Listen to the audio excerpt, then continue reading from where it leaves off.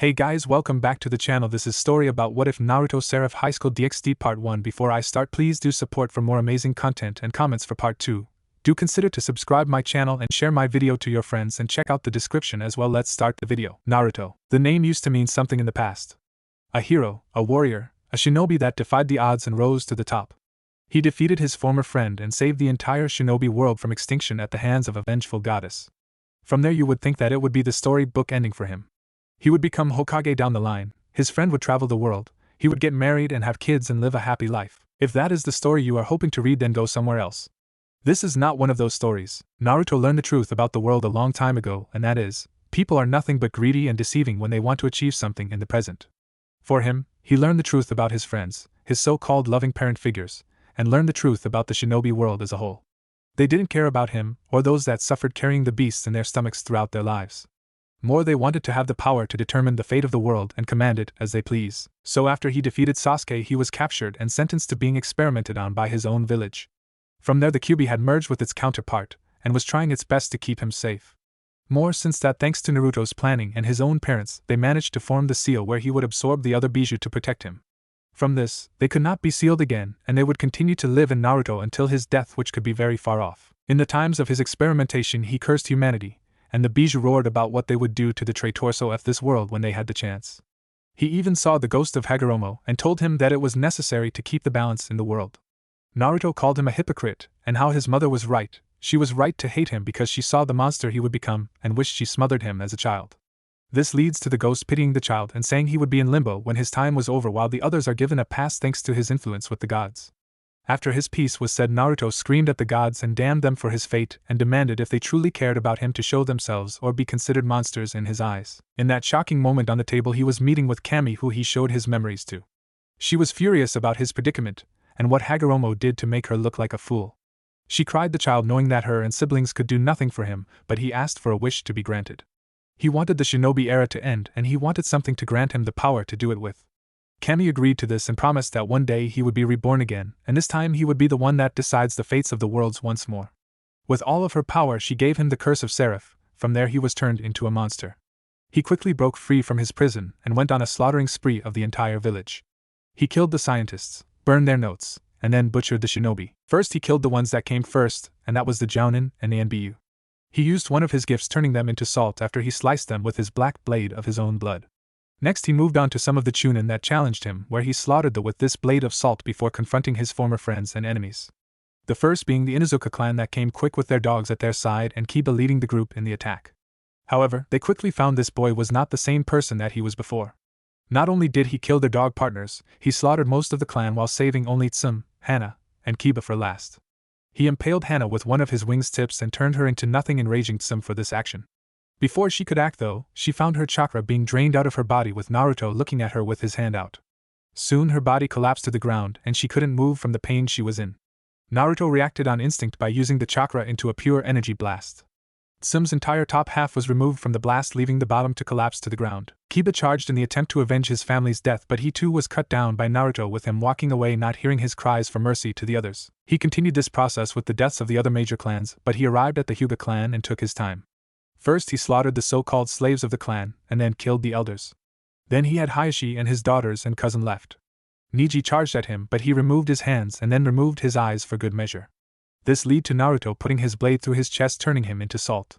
They asked why he didn't do anything else, but he told them that there was no point. He would not waste this power on those that were this weak compared to himself. From there he cut off Hayashi's head and crushed his eyes in his grip. Hinata shouted how he was a monster, and she was glad she never really loved him. How she damned him to hell if only the means to gain access to his family's secrets. Naruto sighed, telling her that while he was happy she got what she wanted, it wouldn't matter. He then ran past her and put his hand through her chest, removing her heart in a second. Hanabi screamed and threw her fists at him, but he reacted by using the blood dripping off his wings on the floor to impale her with the puddles turned needles. In time the other clans and heir and heiresses fell, leaving only Kakashi, Iruka, Sakura, Sasuke, Tsunade, and the elders in their place. Naruto snorted at them and told them their end was already at hand, and he was not feeling the mood to drag this out more than he already had. Tsunade claimed his mistake was being born, otherwise Kushina might still be alive with her sensei and teammate. Naruto snorted and claimed they were real warriors because they died for those they loved instead of living as cowards. Talking about them made him angry, and soon he killed all of them. Kakashi he removed his eye first then beheaded him. Naruto killed Iruka with a lighting fist covering his free hand. Moving on to the others he killed Sakura and the elders with the greatest ease. Funny enough they asked the great Uchiha to save them but he refused and just watched on with quiet apprehension. When his time came instead of helping Tsunade he settled for impaling her through the heart and leaving her to die on the ground while walking up to his former friend and going down on his knees. Kill me. Why? Because I must atone for my sins and this is the only way I can. Please Naruto, let me see my family again and beg yours for forgiveness. Naruto stared down before killing him with a quick strike to the chest. Your sins are forgiven due to you owning them. Find peace in the next life unlike everyone else. Naruto turned to Tsunade who was struggling to stand from the pain coming from the hole in her chest. No one will allow this to stand, Naruto. You are a monster to everyone and will be seen as so. Naruto smiled. Good to know. Out of nowhere Naruto raised his hand to the sky and out of it came some different looking kinds of monsters the size of building. They turned to him. Kill everyone, leave nothing alive in this world, the age of shinobi must die today. The beasts roared from the command and proceeded out of the village heading out into the world to kill everyone. He turned to Tsunade and turned his sword into black blood on the ground and walked up to his former godmother. You will pay Naruto, the gods won't allow this to continue without retribution. Naruto snorted. It was the gods that made me what I am today. From here on out, the lives of the shinobi end and then I will be allowed to go to Nirvana. Tsunade growled. Nirvana is the last place you will go, Hagoromo will assure it. It was his will you suffered for the betterment of the world, and so we can find peace at long last. Naruto smiled. Oh, don't worry, the old man will join all of you in limbo, fool. Naruto started whispering under his breath, and out of his hand came a black matter with all the colors coming from it. With this I assure your damnation, I'll see you in the passing gates soon, hag. Never forget, your sins are what brought me into this world. Without another warning he erased her from this world, leaving nothing behind, not even a dark outline of her there. From there Naruto sighed and waited for his pets to wipe out the rest of the world. It took several hours before finally the world was cleansed of humans. Any that were truly innocent in this world were spared, but others were tortured and killed for their sins. The Bijous sighed knowing it was finally over and they would finally give their favorite person peace. But without warning they appeared out of the seal and appeared standing there in front of Naruto. But instead of their giant forms they were in the shapes of humans with features on their body making them similar to their demon forms. Kurama had the biggest surprise, being a busty red hair woman with dark red eyes. Naruto-kun? Kurama watched in sadness as her friend was smiling at them while his body was disappearing from this world. Please Kurahime, don't cry for me, for I've accomplished my dream. Please go out and make a world of your own creation and remember, fear nothing, for you are the one that is protected by the true gods of this universe. Naruto smiled and soon disappeared from the world, leaving nothing behind. Naruto.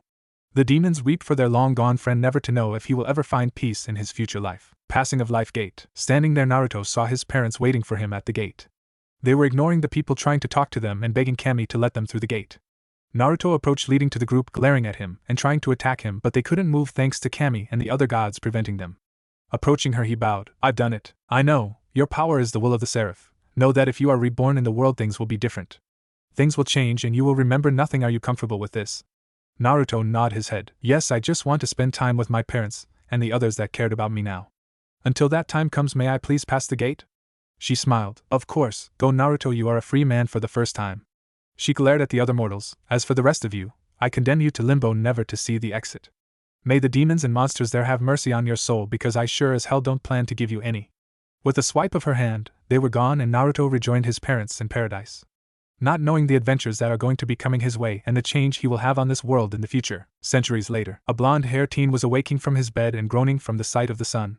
Trying to move his arms he saw that they were constricted by a red-haired woman and a black-haired one. Both had smiles on their faces, but one was more perverted than the other. Sighing he quickly and with complete silence escaped their death grips and hopped out of bed. From this point, he took a quick shower and had his uniform on for Ko Academy. Looking at himself in the mirror he ran his hands over his whisker-marked birthmarks and saw his eyes were mismatching. One was purple and the other was red, showing he was distinct. But in reality he used to have blue eyes similar to his asshole of a father who abandoned him due to him being unable to wield the holy sword. In time he was sure he told some people where to find him, because he was then put into a legal research facility that experimented on him for a while before he was freed from his prison by unknown means. He heard a dark voice in his head freeing him, and then he felt power coming out of his body which he was unsure what it was. From there he awoke in Ko Forest, and was found by both the women and brought to his home as their own. Looking over at them he saw that the red-haired woman had a pout on her face while the black-haired one had a smaller frown while pushing her F-cup up slightly. She had black eyes and long black hair with slightly pointy ears under her hair that were barely visible. The other had 2 fox ears popping out her head and some tails moving under the sheets. These two were Kushina and Mikoto, a Seraph fallen angel and Kyubi yokai. Both were beautiful in their own right, with Mikoto having the bigger while Kushina possessed a better-looking ass. From there he could tell they were both in great shape, and both were trying to cover him in their scent in the hopes of showing other women that they were the ones claiming him. That was another thing that was odd to him. They wanted him to join in on their marriage down the line. Yeah, that is right. Both of them were married to each other, and considered the hottest couple in the entire world, or at least in the supernatural world. From what he gathered, Mikoto had some father issues and hated her father for being an asshole and a player that left her mother a while back before she died. From there, she met someone that acted like an entitled asshole to her, and she put him in his place before meeting Kushina, while Kushina was more there for herself because she was wanting to get away from the politics in Kyoto. They met and soon married after having some time to get to know each other. From what he gathered, she knew his father, but apparently he cheated on her with his mother while they were dating and she left. He was also told he acted like he did in his facade, but he was more genuine about his feeling and emotions. Naruto shrugged it off, and soon they were one big awkward family. Naruto asked, "Why are you two in my bed again? We wanted to spend the night with you since you are so warm." Mikoto smiled at Kushina's answer. "Speak for yourself, I just wanted to cuddle up to our favorite hunk." Hoping he was in the mood for some taboo-like fun. She fluttered her eyes at him, and he rolled them. Early on it took him by surprise and he flustered, but now, it was just something that she did and he was comfortable with it. More since he knew she would not force herself on him without his consent. That was a bonus at least of being so close to her to choose when they would have sex, he guessed. Yeah, well, I'm closer to him anyway, doesn't matter what my motives were, but honestly I have some shame, unlike you, black hair pain in the ass. Mikoto narrowed her eyes. Want to say that again, you damn vermin? This ignited Kushina, who leapt to her feet on his bed, and Mikoto doing the same. Naruto covered his eyes after seeing they were once again naked in front of him, leaving him wondering what the hell is going on. I mean, they were married, so why are they fighting over him like two teenagers in love?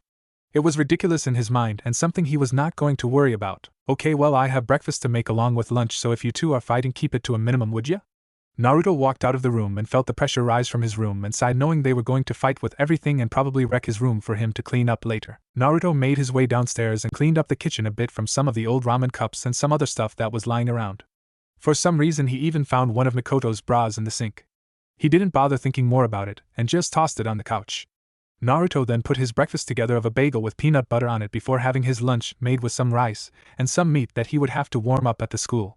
From there, he grabbed his bag and was out the door before hearing both of them shouting for him to come back to answer their argument. Naruto avoided the conversation and proceeded running down the street, arriving at the school a half hour early.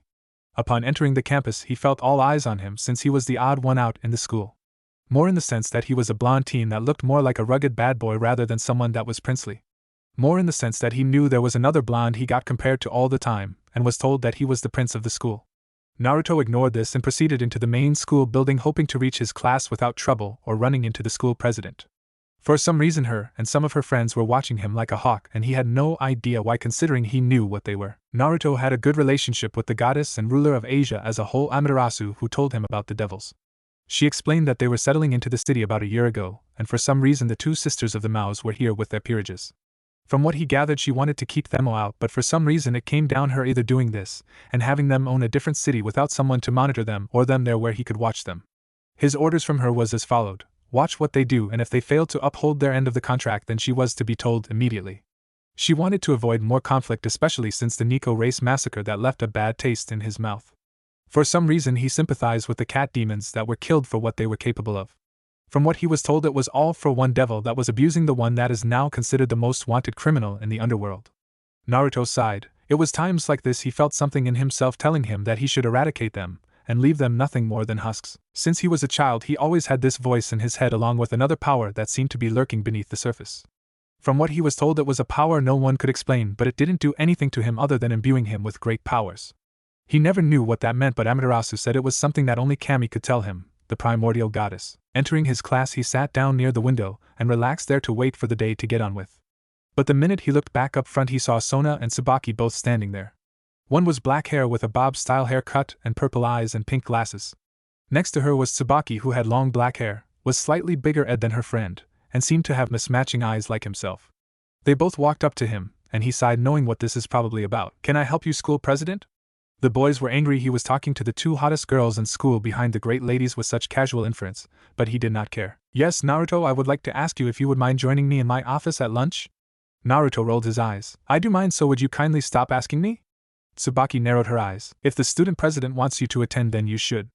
Naruto looked at her. "Well, she might be president, but I have no obligation to answer her beck and call like a dog. I'm sure you know what that is like, wouldn't you?" She was furious about the statement, but Sona coughed. Regardless, Naruto, I won't stop asking until you come to my office. Naruto rolled his eyes. Then this is going to be something we are going to repeat throughout the day. Indeed, hope to see you soon, Naruto.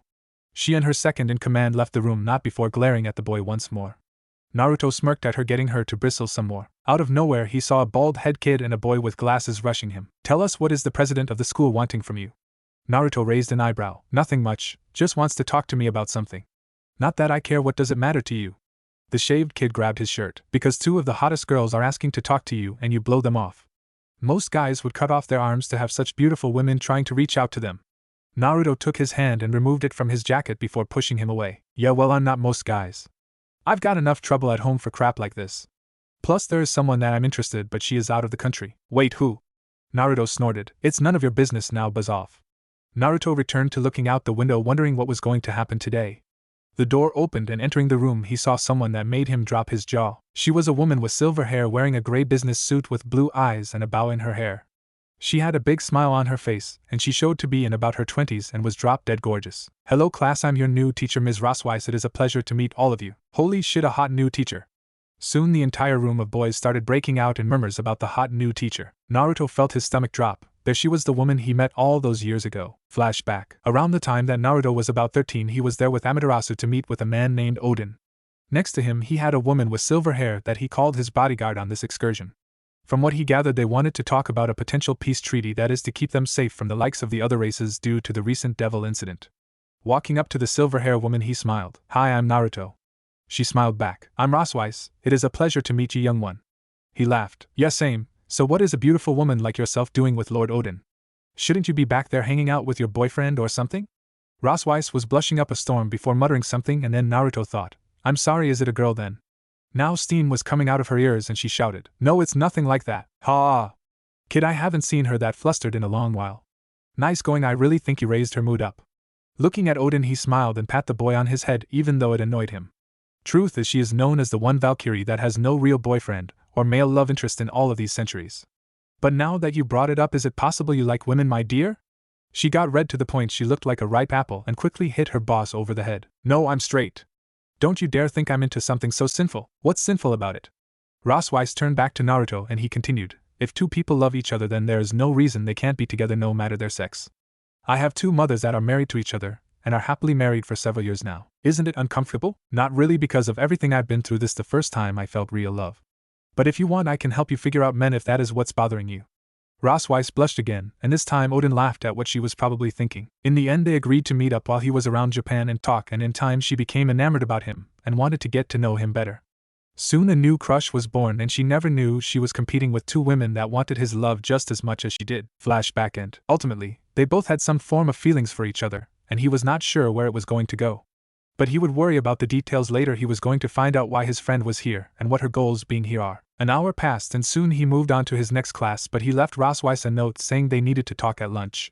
Time flew by for a while, and then he appeared on the roof, where he then was joined by his friend. It's good to see you again, Naruto. Likewise, but I got to ask, what is the purpose of you being here? Rossweiss blushed cutely. Well, I did this really big job for Odin, and he asked if I wanted anything, and I simply told him I wanted to live in Japan with you. So he passed it on to Amaterasu, and she got the paperwork done for me to be a teacher here. I see. Naruto thought about that perverted old man wanting him to claim her, and that was something they would talk about at a later time. Look, I'm happy you are here, but it is dangerous for you. Devils live in this city, and currently I'm monitoring them to make sure nothing gets out of hand at this point. On top of that, I have to make sure the humans are safe from those that would kill them for sick joy or other races invading the territory then. Well, if that is the case, then you need to work on your sensory ability. I sent several fallen angels in the city today. What? Are you serious? Yes, I am, and I'm sure they are here for a purpose since they are all gathered up in one location. Damn it, then that means there is something in this city they possibly want. I'll have to report this then. Rossweiss stopped him. Wait, we should see what they are after first, and then report it. That way we can know if someone else knows if they are here and why they didn't act. I mean, the devils are here as well, right? Yeah, you're right. How did this go on without them knowing? I'm suspicious about the whole situation now. Exactly, and don't worry, Naruto, I will be with you every step of the way. Good to know. So you want to eat your lunch with me? She smiled, and soon they began eating, not knowing they were being watched in the distance. Sona was watching what was going on the roof but not able to hear what was going on. She had some suspicions when her sister said a new teacher was showing up and that she was to leave her alone. Sona tried to get more information out of her sister, but unfortunately she couldn't due to reasons and that she threatened that she was stepping on boundaries that shouldn't be crossed. When her sister got serious with her, that meant she was to pay attention and not cross her. While she might act more mature than her, she knew that power and skill she was still light years ahead of her, considering she was one of the Maos and considered the strongest female devil in the underworld next to Graphia. Next to Sona was Rias Gremory, who was watching the two with interest as well. From what she saw of Naruto, he didn't really have any special gifts or talents other than smarter than the average student. He also appeared to have a very closed-off file that her brother wouldn't give her, and even mentioned that she was to not cause any trouble around him. For what? She had no clue, but she hoped one day to find out what he was so afraid of in this near future. At the same time, they both knew that something was going on and planned on monitoring them. So Sona, what is your plan? Simple, I'm going to have my peerage members follow him home to see where his home life is and if there is something odd there. Interesting choice. I'm going to try and get Kaneko to get a read on the woman and see if she can recognize her magic from somewhere specific or if she is worthy of recruiting into my peerage. Don't you already have your eyes on Issei though? She laughed. Yes, but this is in case that doesn't fold out like I hope. Okay, let me know if you need help with him, Rias. She waved it off. There is no problem, I know the fallen angel is going to attack him sometime in the near future, and when he dies I can recruit him into my peerage then. I see. Please tread lightly. From what my sister said, the gods of this country are not too keen on seeing their people dying needlessly. Once he is revived there won't be a problem. Sona sighed and waved off her lack of concern since she was worried about how things were going to unfold in the next few days. Time skip. The day had ended and Naruto was on his way home while sensing someone was following him all the way there. He sighed, figured the devils would be monitoring him, especially after watching him while eating lunch with Rossweiss. Yes, they knew they were being watched. It is why they were not talking about relationship stuff or politics, considering they would probably pick up on it through their eavesdropping. But they knew they were watching them from what they thought was a safe location. Naruto warned her to watch her step and try not to use magic unless absolutely necessary, considering this would bring more trouble to her and him. Arriving at his house, he sighed and opened the door before activating the seal around the house. This prevented people from peering into the house or feeling the magic that was inside. His sweat dropped. The place was decorated as if it was a love hotel now. He sighed and saw Mikoto lying on the couch in a revealing black lingerie that he could see the outline for her panties that barely covered her crotch and a brow that was hidden well with how small it was.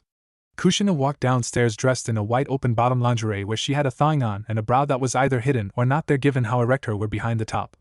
If he was honest, this was shocking what they did in such a short amount of time while he is gone. But then again, it was probably by magic, so he wasn't too surprised by it. What is going on? We are welcoming you home, Naruto-kun. Mikoto batted her eyes at him while Kushina was bending over for him to see her ass. Naruto sighed, used to this kind of seduction that he was practically immune. Sure, listen, we have a problem of the supernatural case. Mikoto and Kushina both stopped their seduction and put on serious faces for the situation in question. What is going on, Naruto-kun? Naruto looked at Kushina. It would seem the devils are finally growing tired of my constant rejection of their advances and wants me to finally come in. But refusing once more, they are now sending their peerage members to stalk me at this point. I see, that is a problem. Is the seal up? Yes, I activated before walking into the house, but that is not the only problem we are facing. Apparently some fallen angels are here in the city gathering in one location, and we didn't know about it. I see, that is annoying considering that asshole should have better control of his people than that. Naruto nodded his head to Mikoto, knowing that she already had a low opinion of her father as a person but knew he was a good leader in contrast. But it seemed someone was going against them, and that it was irritating to her. So overall we guess they are after something in the city, but I have no idea what it could possibly be. How did you find this out today, Naruto-kun? Naruto sighed, knowing this was going to earn a heated reaction from Kushina and Mikoto. I met Rossweiss today in my school and she apparently was transferred her as a reward from Odin. That Valkyrie is here.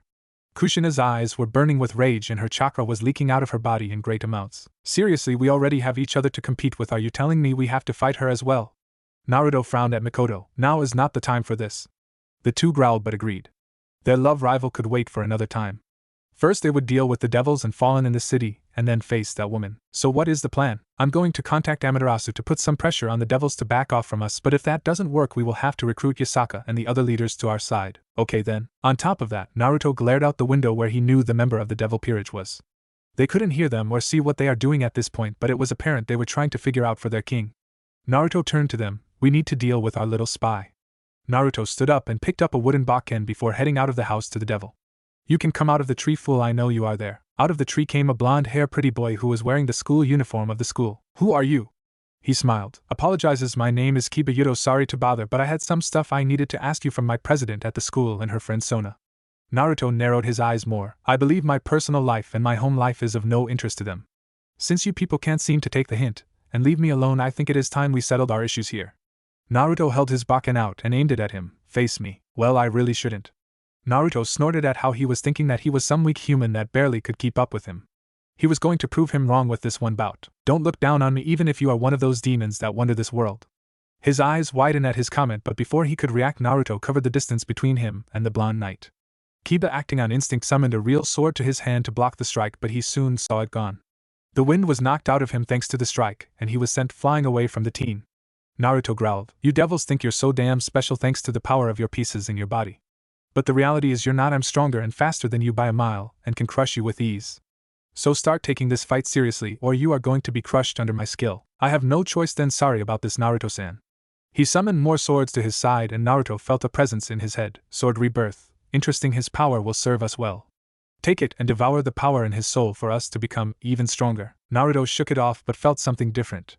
Like the voice was trying to show him something, so going with it, he put his hand to the ground and out of nowhere he summoned a dark sword.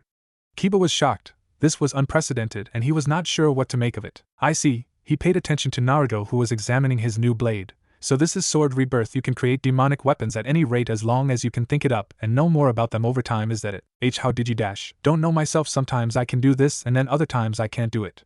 The only thing that I can think of is that something wants me to win and use your power against you to do it. Kinda an interesting concept, don't you think?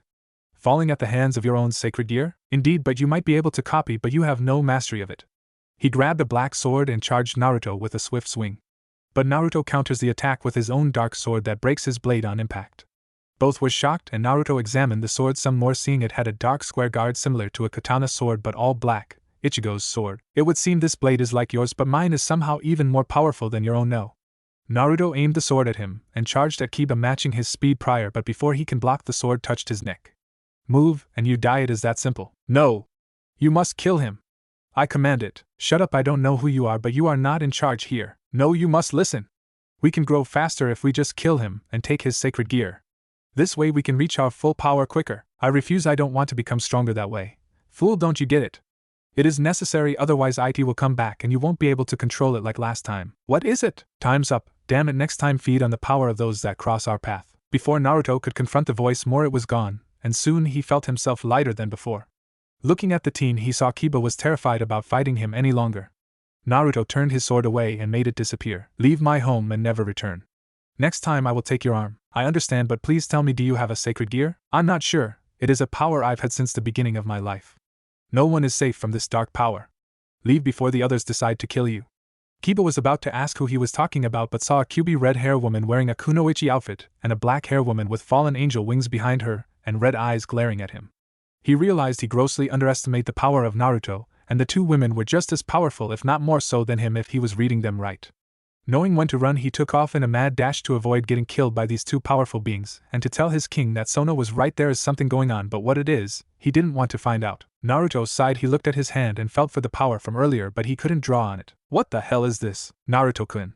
Turning to Mikoto, she frowned at him. I think after today you can obviously say it is your sacred gear. Maybe, but it feels different. Almost demonic at the same time of being sentient to the highest order. Most are sentient, but the power, it might be something to do with the fact your gear was probably a blessing from Kami herself. Maybe.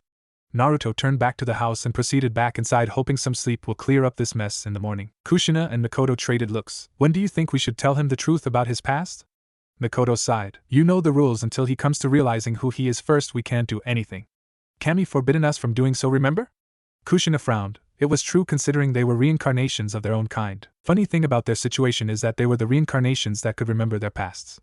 She knew she was Naruto's mother in a lifetime before now, but it is different now. She was born a demon instead of his mother, so their relationship was perfectly fine. Mikoto was the same boat talking about her, and a few others were reincarnated into this world, but they only knew each other, and Minato was here with some others. From what she gathered, the one thing that was constant was Minato was his father, but whether he was the same kind person was obviously not. From the time she spent with him, his personality was corrupted by his time with the people of the church, and the way he threw Naruto away was also a sign he was not the same man she married. What really changed him she was not sure, but she was sure he had an idea of their past somewhere in that brain of his, but is not aware. She figured if he was aware then things might change, but now that she saw what he did, she didn't care. Her love for him in the previous life was gone, and she wanted to do things in this world she couldn't in their old world, and wanted to make the most of it. From what Kami told them, Naruto was given a sacred gear of her own design. However, there was one major drawback. To help control the curse of the Seraph, she gave the soul of a powerful monster and his sacred gear that could counter it. This creature was apparently the bonding partner of some kind of warrior while they were dead that was part of a Shinigami, but she was not 100% sure considering she was aware of only one Shinigami in her life. But she was assured this was from a time long before their own, and after that incident their world was erased to prevent something like that happening again.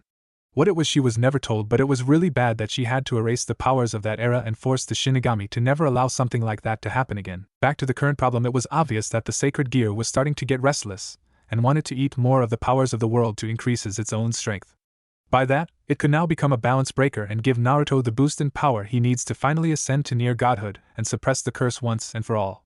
But even then they had to decide what was worse, the curse or the monster of unknown origin or reasoning? We'll figure this out soon, Kushina, I promise. And we will make Minato pay for his sins. I know, but I really don't care about him anymore. Only Naruto-kun. She smiled as well. Me too, let's go inside and cuddle up to him. Dream world at night. Sitting bound in a chair was a dark figure. He was roaring at everything in his range and trying to break the bonds that controlled him. But he could see it was useless and was forced to calm down at some point to avoid having their chains tightened. He can't escape his destiny, it is the will of the Seraph to wipe the slate clean. Out of the shadows a towering figure appeared with horns on his head and dark golden eyes glowing in the dark. Maybe you are right about that. But as long as I'm here I will be the one that gains my freedom to unleash my power on the world. Fool, Kami-sama locked you away in this gear to prevent that from happening. You and I both know you can't take over his body or mind, it is futile. The monster let out a small chuckle. You and Kami think you know me. You don't understand anything. I don't want out. As long as death comes to those that tried to control us years ago, I don't care about him taking everything from me. You truly are nothing more than mindless beasts, just like the human filth of this world that pollute and kill for their own pleasure. That is the difference. I don't hide behind oaths and ideology. I kill because I can, and those that cross me die for their attempts. It won't matter, soon he will come to me and I will reveal the power of the curse, and soon I will be free to cleanse this world again. We shall see, fool. The demon turned its head to the sky to see a blood-red moon illuminating over them a little bit to reveal a white skin and a blonde hair on the teen in chains. Our destiny begins now. Naruto yawned. Today was a bit of a drag for him. He had to listen to some voices in his head while he was sleeping arguing about their positions inside of his body. More in the sense, their state of freedom and their importance. While he knew about his sacred gear, he did not know what the other voice was. When he asked Kushina and Mikoto about it, they seemed to freeze up a little bit. That was unnoticeable, but he could still see it just by the changes in their stance. From what he gathered, they knew what it was, but they weren't willing to tell him. Meaning that it was something they either couldn't tell him, or something that was part of something that he would discover later. Oh well, it didn't matter to him. Honestly, he was only focused on getting through his own day. For the most part, dealing with the devils that now will know he has a sacred gear and the skill to fight off a devil. Truth be told, he knew how to fight the supernatural for a while. His gear was apparently a first-generation gear, since there is no other recording of its existence in history. From what he can seem to gather about the gear, it has the power to copy other sacred gears and use all their powers, but with some modification here and there. But the real power of the gear is that he can rip the original gear out of someone without killing them and assimilate it into his own. From what he knew, his gear feared on other sacred gears and grew stronger over time. With the actual gear inside of him, he could use it whenever he wanted to and without any consequences other than more people would be coming for him. But that was a problem he was facing. His gear was wanting more sacred gears to feed on ever since he took his first few gears a couple of years ago. From what he knew, he took a powerful blood-red spear from this guy that was using it for his own purpose and corruption. Another gear that granted him the power of absolute fire, and another that allowed him to view the souls of others and learn what they are hiding and how to fix it. The more he learned about the gears, the more he hated his own. It made it hard for him to talk to others due to his gear wanting to rip that gear out of their body and devour it. Plus he knew the devils now were going to be on edge with him due to what he did to that pretty boy yesterday. He knew that he reported back to his peerage and whoever was here in town about his actions and power. This meant he was going to be targeted more, meaning he would have to fight more, and that was something he didn't want to do. While he was open to fighting them when no one was around and no one innocent would get hurt, he hated fighting in places like schools and other busy places where someone could accidentally get killed. On top of that, he knew that Amaterasu was going to deal with this mess for him, and that would be the end of it. Otherwise the devil factions risks getting evicted and banned from Japan, on top of angering the goddess of the sun and her allies.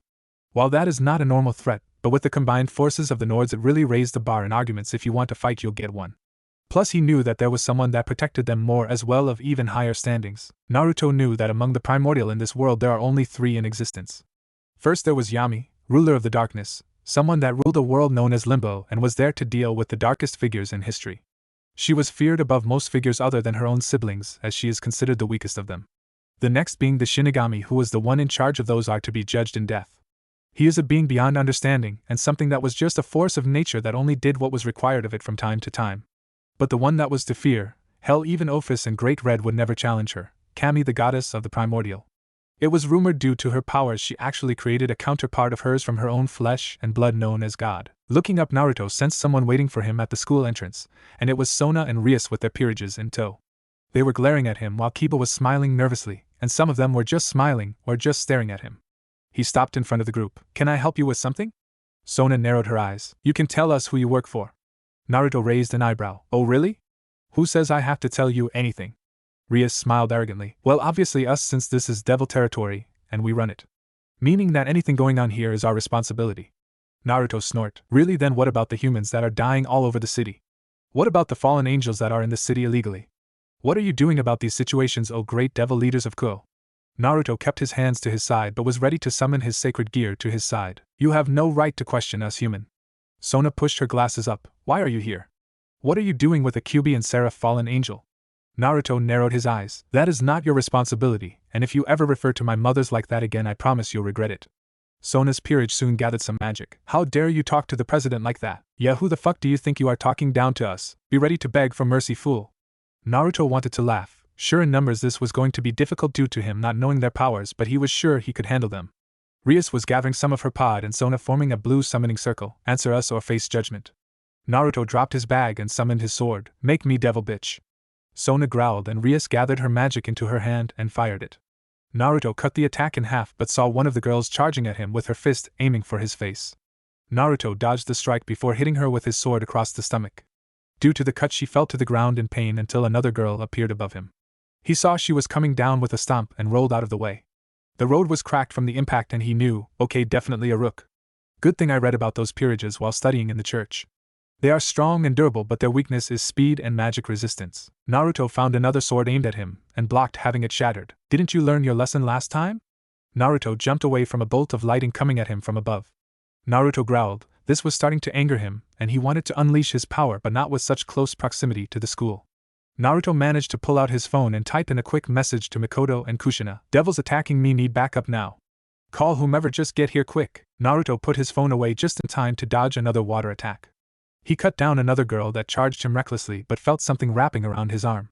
Looking down he saw it was a golden line coming from the blonde boy in the back, smiling smugly. "Excellent job, Saji. Thank you, President, take him down." Everyone was gathering their magic and aiming it straight at him while others were just watching from the distance. "You should have listened to me before. Now you'll be nothing more than a memory. Forgotten in this world." Sona and the group aimed all their spells at him and Naruto felt something coming through his mind. In a dark room he saw an old man floating in the air while he is strapped to a table. "You are nothing more than means to an end.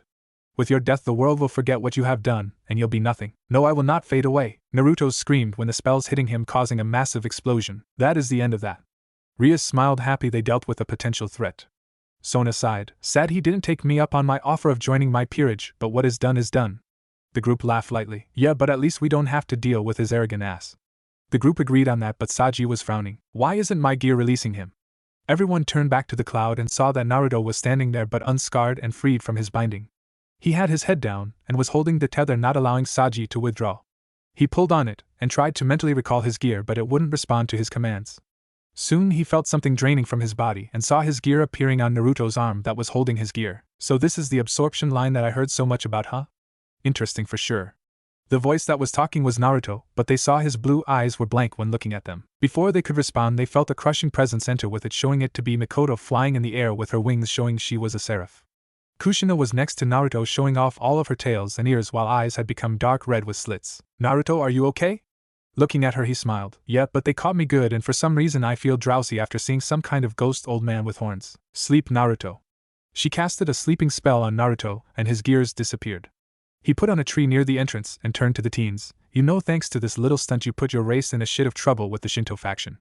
Kushina growled while allowing her power to flare, forcing the kings to back up from her while Mikoto landed on the ground with her arms across her chest. It accentuated her due to her being in an almost bondage outfit that stood out more than most outfits that has been seen in this world. But the rage in her eyes was scaring them, along with the dark holy magic coming off her body in large quantities. Rias, getting her arrogance back, said, "You too should be begging us for forgiveness since you are here illegally without our notice. It was lucky he survived that last attack, but it showed he was not ready for someone of our caliber." Kushina raised an eyebrow. "You mean just because there was a shit ton of you and only one of him? Oh yeah, you are total badasses." She rolled her eyes as she was saying this, angering Rias. "I don't have to take this from someone that is going to face the wrath of the Four Mouths. Kushina growled and soon started to gather chakra around her body along with senjutsu scaring Kaneko. If she was able to do this, then that meant she was as strong as her sister, if not more, since she was doing it effortlessly. But before the two could act, a portal opened up and out of it came a red hair man wearing gold and black armor and a silver hair maid along with a woman wearing a magical girl outfit. But next to them was a woman with long black hair, golden eyes that seemed to gleam as if they were fire, and a long black dress hugging her curves. See, this is what I'm talking about. You seems to have not kept the control you claim you would have. Seraph sighed. I know, but nothing. You've proven that your sister are not ready to rule one of my kingdoms, and it is stressing to me how far this mess is getting out of control. Rias was the first act. Who are you, ma'ams? The woman growled at her. You will stay silent, brat. Next word out of your mouth could mean your death, is that clear? Rias gulped while her brother sighed. Rias, this is a murderesu, and she is coming to us with a list of complaints that I didn't think were true, but it seems some of them have value from what I'm seeing. He looked at the boy resting against the tree and the QB and Seraph fallen angel staring them down with rage filling their eyes. He saw his wife glaring back, but he motioned her to stand down in fear of causing a greater issue. I'm disappointed, Sona. I thought out of the two of you this would be something to prove that so-called maturity you like to talk about. But you seem to have failed in this regard, being no better than Rias. Seraph shocked her sister. Never in her life has she ever treated her with such disappointment and anger. But sister, he was here illegally. No, he wasn't. Everyone turned to the goddess who was glaring at them. He was in this city before any of you ever came here. There are certain guidelines that you have to follow while living here and ruling it. She used air quotes for her the word ruling, showing she was not taking them seriously. One of the biggest rules in place was that you were to leave Naruto alone and his fellow compatriots, and you just tried to kill him. I should kill all of you, but I don't need the paperwork. But we didn't know. Really, Rias, I sent you the paper discussing the treaty we signed for you to be here. It clearly states this rule along with everything else that needs to be done. Rias blushed. She had received that paper, as did Sona, but neither of them bothered to read, just assuming they knew what their duties were. Yeah, well, other than that, what can you say we did wrong then, huh? Simple. I have reports there are fallen angels in this city illegally you should have dealt with already, and on top of that I had to be told some people are dying in the country also because you are not doing your job and killing them. Mind explaining that? You know what, never mind, nothing you can say can justify this alongside the Nico race extinction that was done earlier, so don't bother. I want all of you gone now. Seraph panicked. Please, I know they screwed up, but please give them another chance. I promise this will not continue. The goddess growled. And risk more of my people killed? No, not going to happen. Seraph was thinking of anything that could be done until Seraph said, what if we gave you two things? One, we will hand you the devils that were responsible for the Nico massacre so you can judge them. Seraph, what do you think? My job, Seraph. Now shut up, please. A murderessa thought about it for a second before asking, what is the second thing? She bowed her head. You can place someone you trust in charge of the territory and to keep an eye on our sisters. If something happens again, they can report them, and we will make sure they are punished. A murderessa really wanted to boot them out. But they were handing them the people that killed all those innocent Nikos and were also letting her pick someone she trusted to run the territory, someone she knew would be up for the job as well. Plus, this would help smooth things over with the Elder Council of Yokai to make things better for them in the long run. Against my better judgment, I will agree to the terms. My lady. She glared at Kushina, who glared back. They had a staring contest for a few seconds before Kushina backed down, not happy about her giving in. Turning back to the group, she said, I want the information about the people who are responsible for the deaths in 3 days, or this deal is null and void, and I will give the sisters the warning before calling open season on devils. Is that clear? Both nod their heads while she snapped her fingers, and out of a teleportation circle came a yokai, but not just any yokai, one that is considered almost godlike due to their rarity and power alone. She had long white, almost silver hair flowing down her back, a red moon on her head, red whisker-like tattoos on her face, gold eyes, and wearing a white kimono that hugged her chest to the point that it showed a F-cup setup with a well-firm ass. Around her shoulders were a fur line that seemed to go on endlessly and a pair of swords at her side. Her face was blank, and she seemed to be looking on with disdain at the sight of devils that were in her presence. Then she saw Kushina and her mouth twitched slightly, then Mikoto, and she slightly glared at her. But when she saw Naruto, her eyes widened considerably. She quickly dashed over to him and checked him over to see if there was any damage to his body, but saw nothing wrong and sighed happily. Turning back to the goddess, she bowed her head to her. Greetings, Lady Murderessa, what can I do for you? She smiled. I've just been offered an interesting deal to let these girls stay on this territory, and need someone to watch over them to make sure they adhere to our laws. I trust this is not a problem for you. She snorted. Of course not. This Inu Teisho is ready for anything, my lady. A Murderessa nodded her head before shooting the devils a warning look. One problem. One thing happens here and I find out you'll wish you left today, is that clear? The group bowed to the god and she disappeared in a torrent of fire. The Inu Teisho looked at the group and walked back over to Naruto to pick him up and take him back to her home. But this led to Kushina and Mikoto getting in front of her and having a heated standoff with the Inu. She growled lightly and reached for her swords. While this is going on, Grafia was scolding Rias for her actions and the attempt of murder of someone that the goddess holds in high regards. More in the sense, they knew that she was connected to other gods and powerful beings that so much as upsetting her could lead to grave dangers. Now they were being forced to appease them by sending some nobles to their death at the hands of the yokai due to their sisters not knowing to stay away from Naruto. The boy in question just woke up and saw the Inu arguing with her mothers and greeted her. "Greetings, Lady Sesshomaru, it is an honor to see you again." He sat on his knees and bowed his head to her. She smiled slightly. "None of that, Naruto-kun, please just call me Sasha." He smiled at her and nodded his head, but turned to glare at the devils before seeing the barrier around them was dispelling, meaning that the humans could enter, and they could finally get on with their day. Naruto said, "Kushina, Mikoto, I will see you at home. Sasha, I guess you are here for a reason, so why don't you join me on campus to discuss what happened when I passed out?" She nodded her head while Naruto wasn't looking, stuck her tongue out quickly at the other women. They growled at her but retreated back to their home, waiting to surprise Naruto with some tender love and care. "She can't go on to school grounds, it is forbidden." Naruto narrowed his eyes at Sona while her sister sighed. "She can now, considering she is the new headmistress. From now on you two are on your best behavior, because if I do find out about something like this then there will be problems. I'm not mom or dad, I'm not your brother over there, and I'm sure as hell ain't your friend, you just caused us a lot of trouble. The least you can do now is stay out of trouble, is that clear?" The girls bowed to her while Surzek sighed. "I agree with her, Rias. One more incident and I will drag you to the underworld no matter the circumstances. I understand your situation, but don't test your luck, is that clear?" She sighed and nodded her head, allowing the three devils to return to the underworld. Naruto walked past them and said, "Next time you try me, I won't hold back in killing all of you." Kaneko narrowed her eyes. "We kicked your ass." Naruto smiled. "Oh yeah, you did in this fight, but the difference was I didn't know your skills and abilities, now I do. Meaning I can easily capitalize on anything I know is weak in your armor. But if you want to go around, that is fine with me. But I will aim to kill this time." Naruto summoned his sword again and Kaneko got ready to fight, if not for Sasha, going to call her this from now on, getting in between them. "There will be no more fighting here unless I say so, is that clear?" She gave Naruto a mild glance, and he agreed, sending his sword away. But for Kaneko, she glared darkly with her eyes flashing red for a second. "You are a disgrace to the yokai race, and I know for a fact that compared to your sister you're nothing. Don't ever bother calling yourself a yokai, you shame all of us. Also, touch Naruto and I promise your death will be another that is made by my sword." Kaneko shivered in fear and bowed her head to the alpha female. She was someone that commanded respect from other yokai, especially since she could sense and smell she was an Inu Teisho, a mythical wolf demon so powerful that they were rumored on par with those of the Kyuubi. Naruto snorted. "Oh yeah, thanks for the new sacred gear power, it'll come in handy even if I can use it fully." Naruto waved his hand at them while he and his friend walked onto campus talking about the politics that were going to be set in place. Time skip. Naruto sighed and enjoyed his quiet evening. After having the situation with Sasha cleared up, he decided to attend class normally.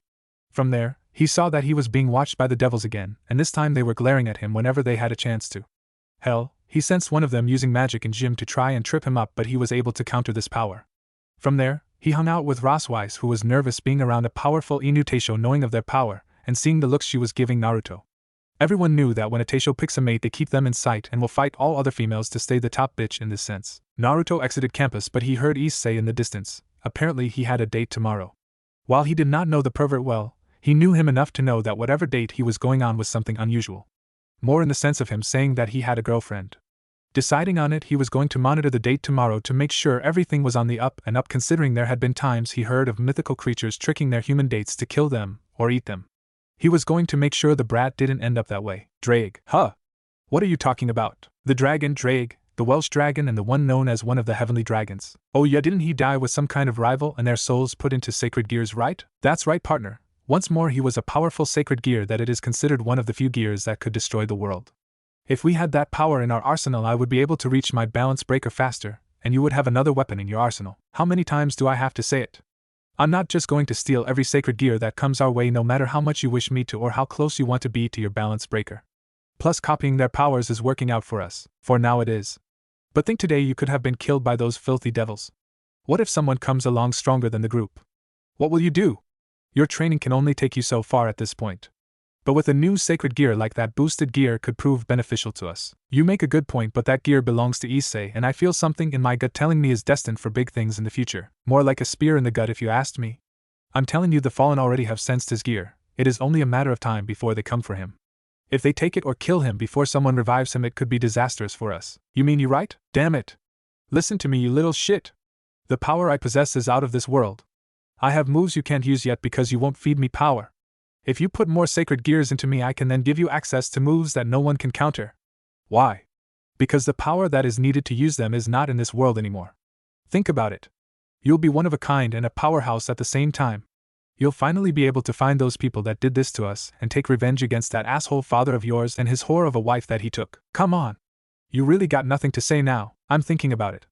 Are you being serious? Are you saying that if I feed you some sacred gears you'll be able to give me stronger attacks and power? That's the only thing you held on to. Yes, you dumb shit. For a straight A student you have a hard time grasping relative concepts. The truth is that I can teach you these moves, but you need to find me more sacred gears. Just trust me. Have I ever steered you wrong? I guess you got a good point, and plus you were right, those other weapons only being so good for some things. Exactly, but this is our chance to get a really good one. But there must be another gear somewhere in this city that can do the same thing. I just don't feel like stealing Issei's gear is the best option without drawing attention. I mean, come on, if we noticed, and so did the Fallen, there is no doubt the devils have noticed as well. Huh, you actually make a good point for an idiot. Hey, I resent that asshole. Whatever, yeah, I did sense another sacred gear in town, just follow my senses and I can lead us to it. Naruto nodded his head before pulling out his phone. He left a message for his mothers that he would not be home until a little later than normal. With that, he took off in the distance to find this sacred gear with his own gear leading the way. In the shadows he never noticed Sasha was following him along with Rosweiss, knowing that he was up to something.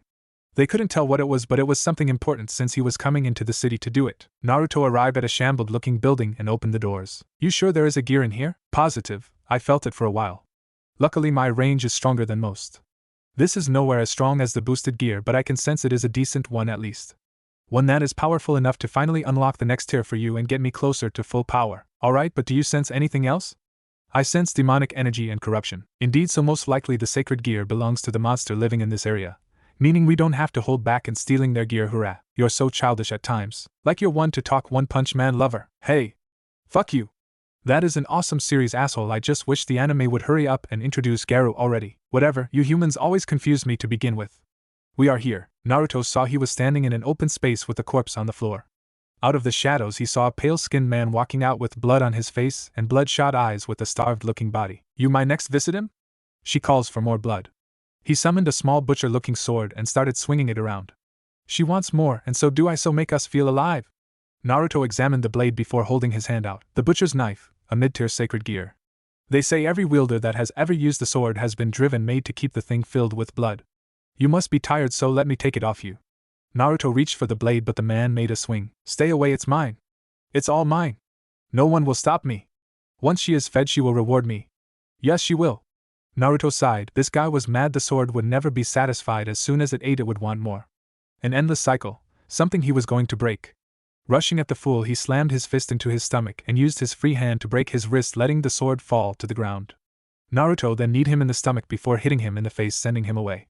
He flew across the floor and landed next to the corpse. She needs more, always more. He stood up with a mad look in his eyes and smiled darkly, showing more of his deranged personality. He rushed at Naruto before he saw him reaching for it. No! Don't touch her, she is mine. She belongs to me. Naruto smiled. Time for your suffering to end. Naruto grabbed the handle of the sword. Ready? Yes, time to make this mine. Naruto's arm was covered in a black, red, and green aura that covered the dark sword gear, and soon it was gone. It being absorbed into the sacred gear would allow it to be purged and free from the dark curse that was put on it. No! The man attacked Naruto, throwing punches at him while trying to knock the man out for stealing his sword. You took her from me. Naruto sighed. It was the only way. Monster, freak, demon, you should have been drowned when you were born. Naruto stiffened while the man was decapitated by Sasha.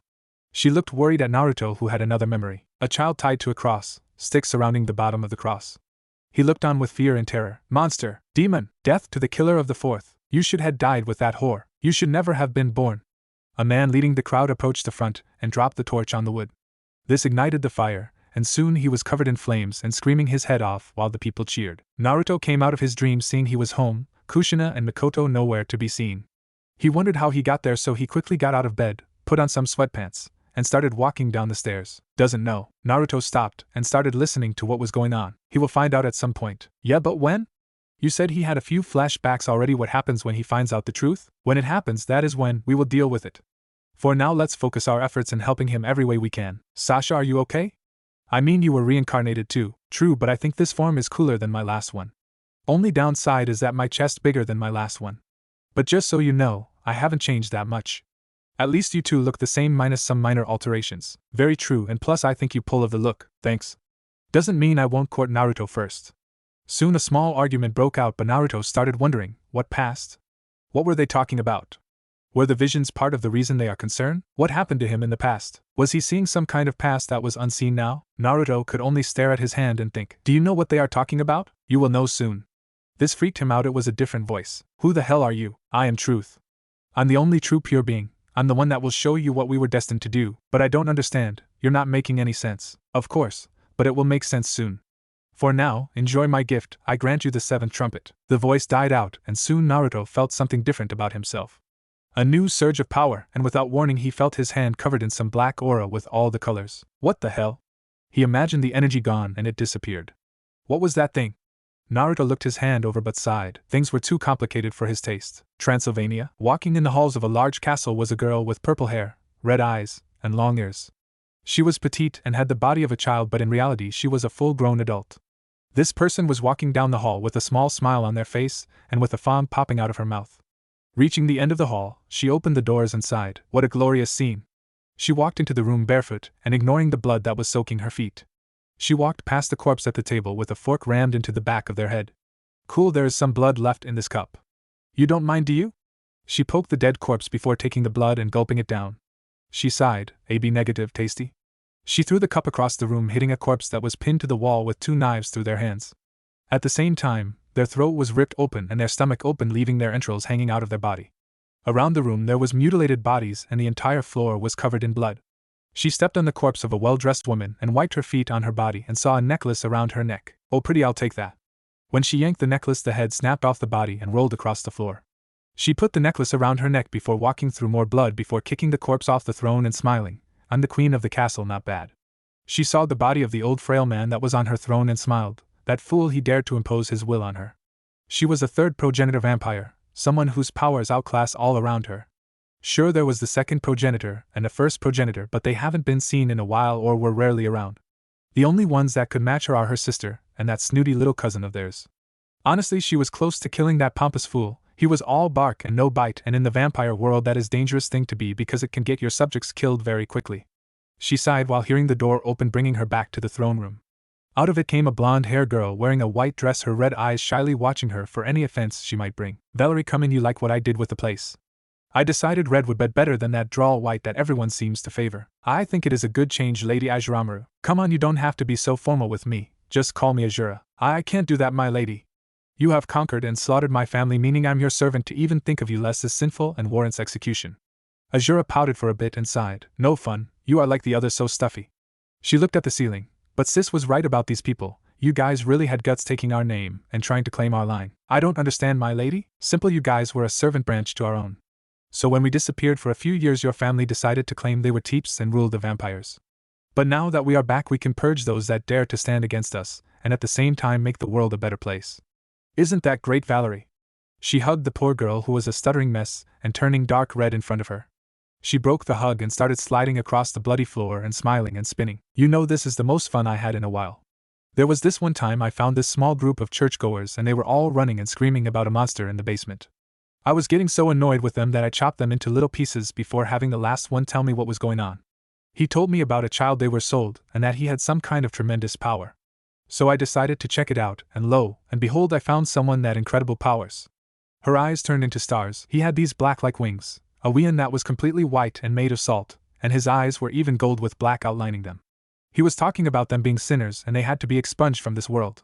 It was amazing, but what happened to the boy? Oh yeah, I remembered that he killed everyone on the ground floor while I helped him kill the ones that he missed or left dying on the floor. After we were done, he put his hand on the wall and turned his hand into this weird aura, blowing a hole to the surface and then flying into some direction. She pouted. I never got his name, but I know he is out there and I can't wait to see him again and see what kind of chaos he can cause.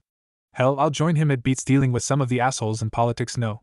She smiled at her and quickly head to the exit. Anyway, we best be off, my sister is waiting for us back home. Come along. Valerie quickly followed behind her new master and hoped that her sister, the ruler of the Teeps family, would not kill her when she saw her. Naruto was having a hectic day, ever since he was told by his gear that he had a new set of moves he wanted to train them. But he told him doing them in public without a seriously powerful barrier would be a problem. So he had to ask his mothers and Sasha to help him set up the barrier that he was talking about so he can practice. The damn thing was huge compared to normal boundaries. It covered at least 50 miles on its own. From there he started his training with the women that surrounded him. each helping him set up targets or improving on his physical skills at this point. He knew that when he talked down to the devils after losing, he was a sore loser. Not wanting to show a weakness of the fact they crushed him a fight, but also the fact he was left at their mercy, and the mercy of whatever his power was.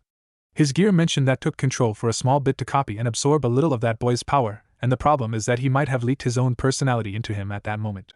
Case in point, the arrogant stance, the aggression he was showing, and the fact that he seemed to believe he was superior to them.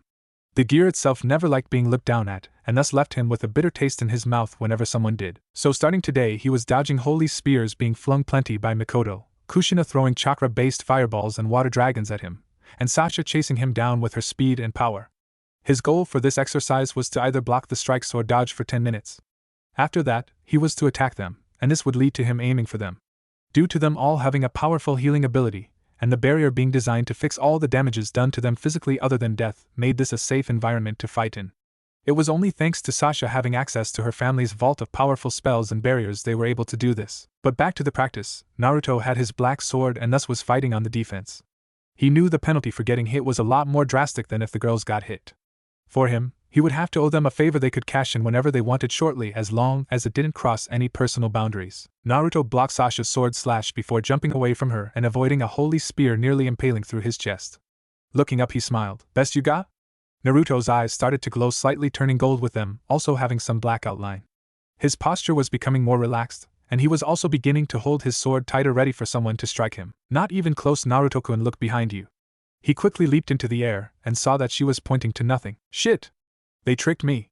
Naruto looked at her, and when she summoned a dark purple holy spear and flung it at him. Naruto held his hand out. It then was covered in a green aura before he fired a quick burst of energy. The small ball of light traveled faster than the eye could keep up and shattered the spear before heading to Mikoto. She flew out of range of the attack before dashing at him. She summoned another spear and brought it down on his sword, accelerating his fall to the ground. Naruto put some of the energy that he learned was called spirit energy into his feet, and when hitting the ground only saw the ground crack. Looking up, he saw Mikoto in front of him again, and she swung her spear sideways, aiming for his chest. Naruto brought his sword up and blocked the attack before putting his hand and sending her flying backward with pure spirit energy. I know this has some kind of specific name in the anime and manga, but it really is just spirit energy. "Don't forget us, Naruto-kun."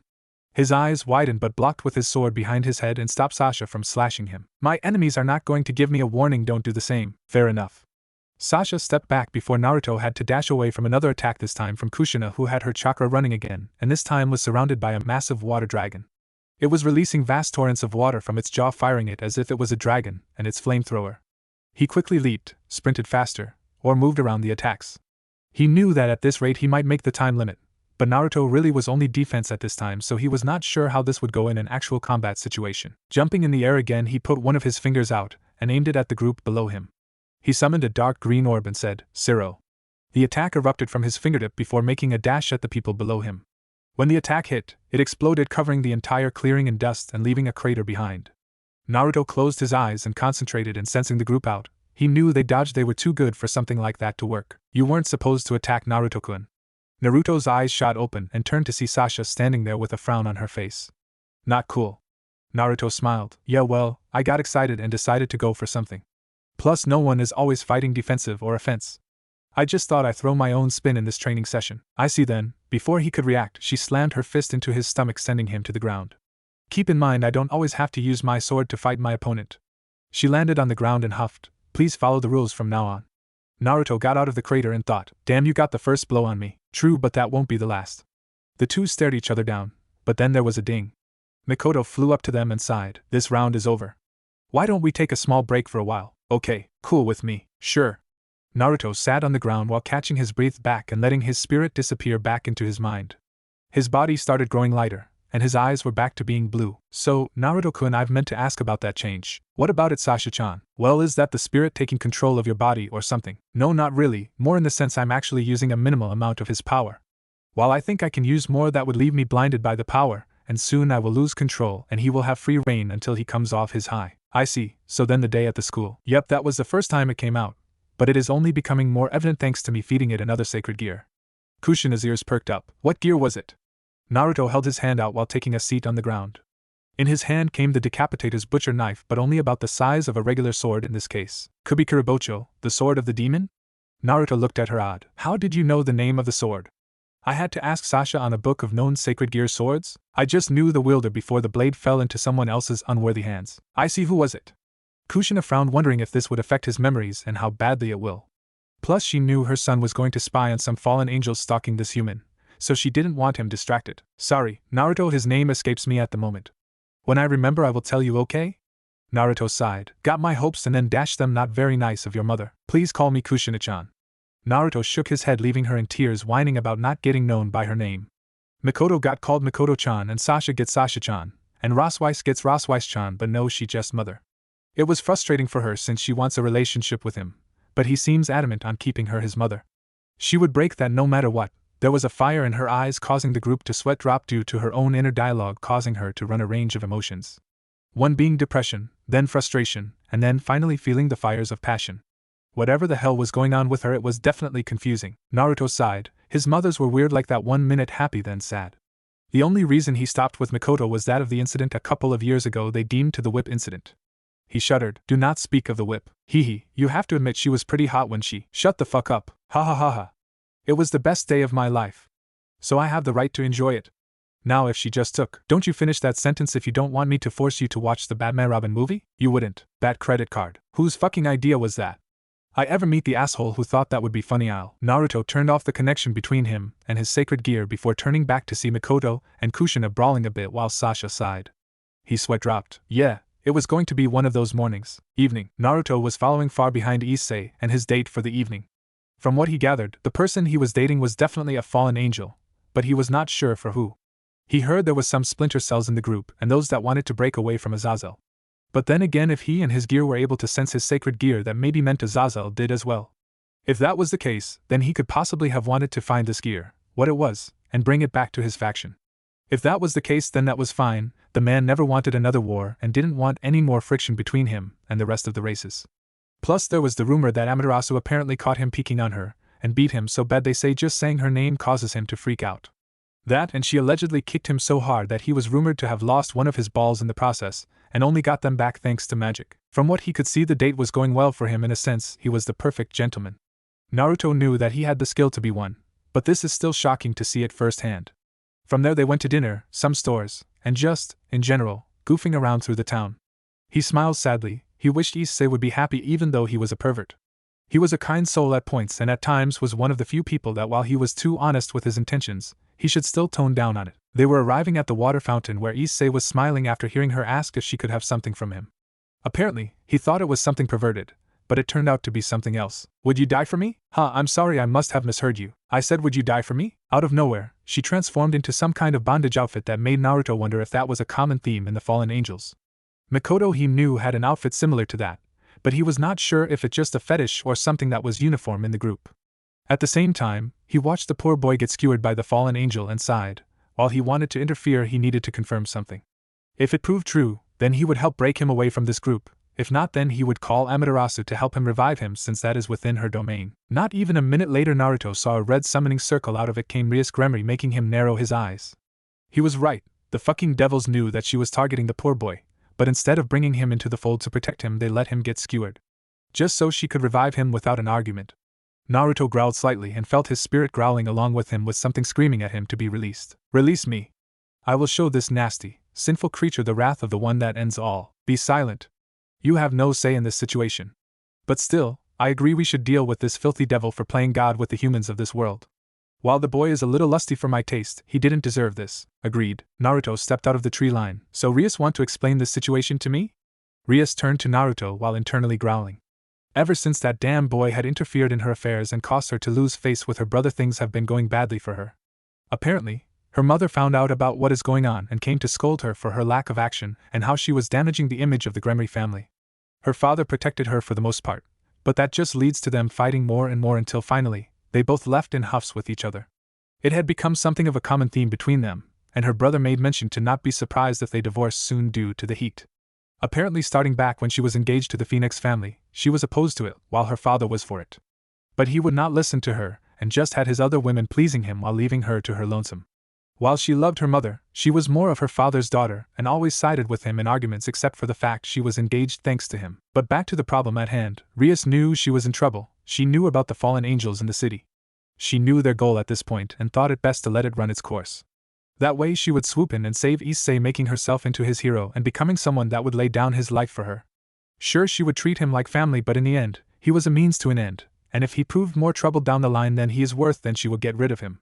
Not kill him, mind you, but trade him out for some other pieces, or have her cousin give him some of his pieces to help her find more recruits for the future. No, I don't feel like it. Naruto narrowed his eyes, causing them to flash gold for a second. Really? I find it odd that you just happened to show up from a summoning slip that he just got today. On top of that, he died while a fallen angel was on a date with him. A fallen, by my knowledge, has been here for a while, and you should have either removed or eliminated at this point. So if that is the case, it looks like you are here to make yourself a hero while forcing him into your group without resistance. Rias was sweating slightly, he knew.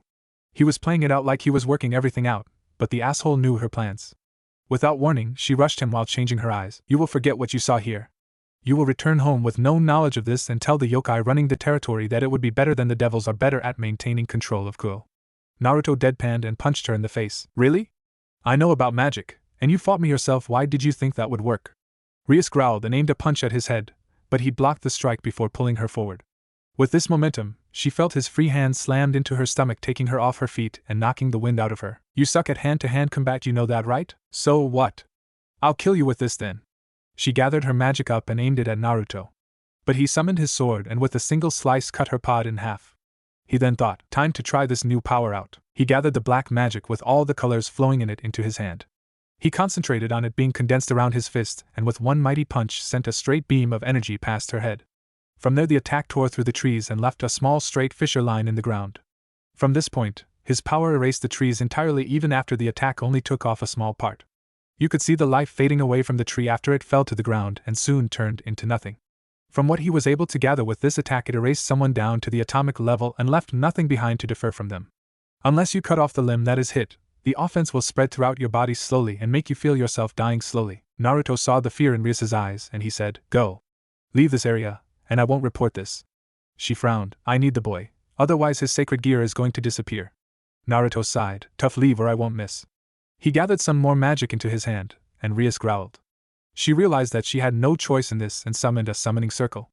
From there, she teleported back to the clubhouse to inform the group of her failure and plot a way to discredit Naruto. She wanted everything to go back to the way they were before, with her on top and him being nobody that seemed to just float into the world and out of it. Hey, she was a devil, she was selfish and wanted things to be her way. Naruto pulled out his phone and found the title of Sun and called it. Naruto, what is it? I'm prepping to meet Yusaka soon. I know, but I need to see you now. Apparently, we have a boy in Ko from my school that was just killed. He met the fallen flying around and needs help. Okay, I will be there in a second, but no, I want these fools dealt with soon. Is that clear? Yes, ma'am. Naruto hung his phone up, and once he did, Amaterasu appeared out of thin air and saw the boy on the ground. I see, sacred gear user? Yes. She sighed. I pity these humans. They are put through the worst, and yet no one tells them more than what is required at times. Indeed, so can you revive him for me? She smiled slightly. Yes, no child deserves to have his life snuffed out like this. But do remember, this is the only time I can do this for him. One time, that is all he gets. Any more times and then he is dead for good. Understood, my lady. She stepped next to the corpse, and with a small ball of fire in her hand she threw it into his open hole. His body was covered in the F, and soon he was fully healed, and the blood was gone. There, the boy should be fine. Take him home, will you? Will do, my lady. Amaterasu saw him pick the boy up and said, Listen, I need a favor from you. What is it? Well, it is more a request from another pantheon, and they are demanding outside help. But I will meet you at your house to explain after you are done. Okay, see you there. Naruto gathered some spirit energy around his body and flew into the sky and left the goddess to her own thoughts. Upon arriving at the house, Naruto knocked on the door, explaining he found Issei knocked out at the park.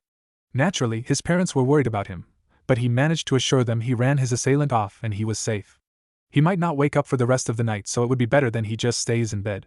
So both of them took him inside while thanking Naruto for being there to help their son. Naruto waited until he was sure he was inside safely and placed a barrier around the house to alert him if something is wrong, and it was tied to his own home. That way, if he was out of town, then they could take care of the problem for him in trade. He flew back to his house and managed to make it inside to see all of the women in his life at this point sitting there. Kushina and Mikoto had stern looks on their face, Sasha looked neutral, and Rosweiss looked slightly uncomfortable with the atmosphere of the room.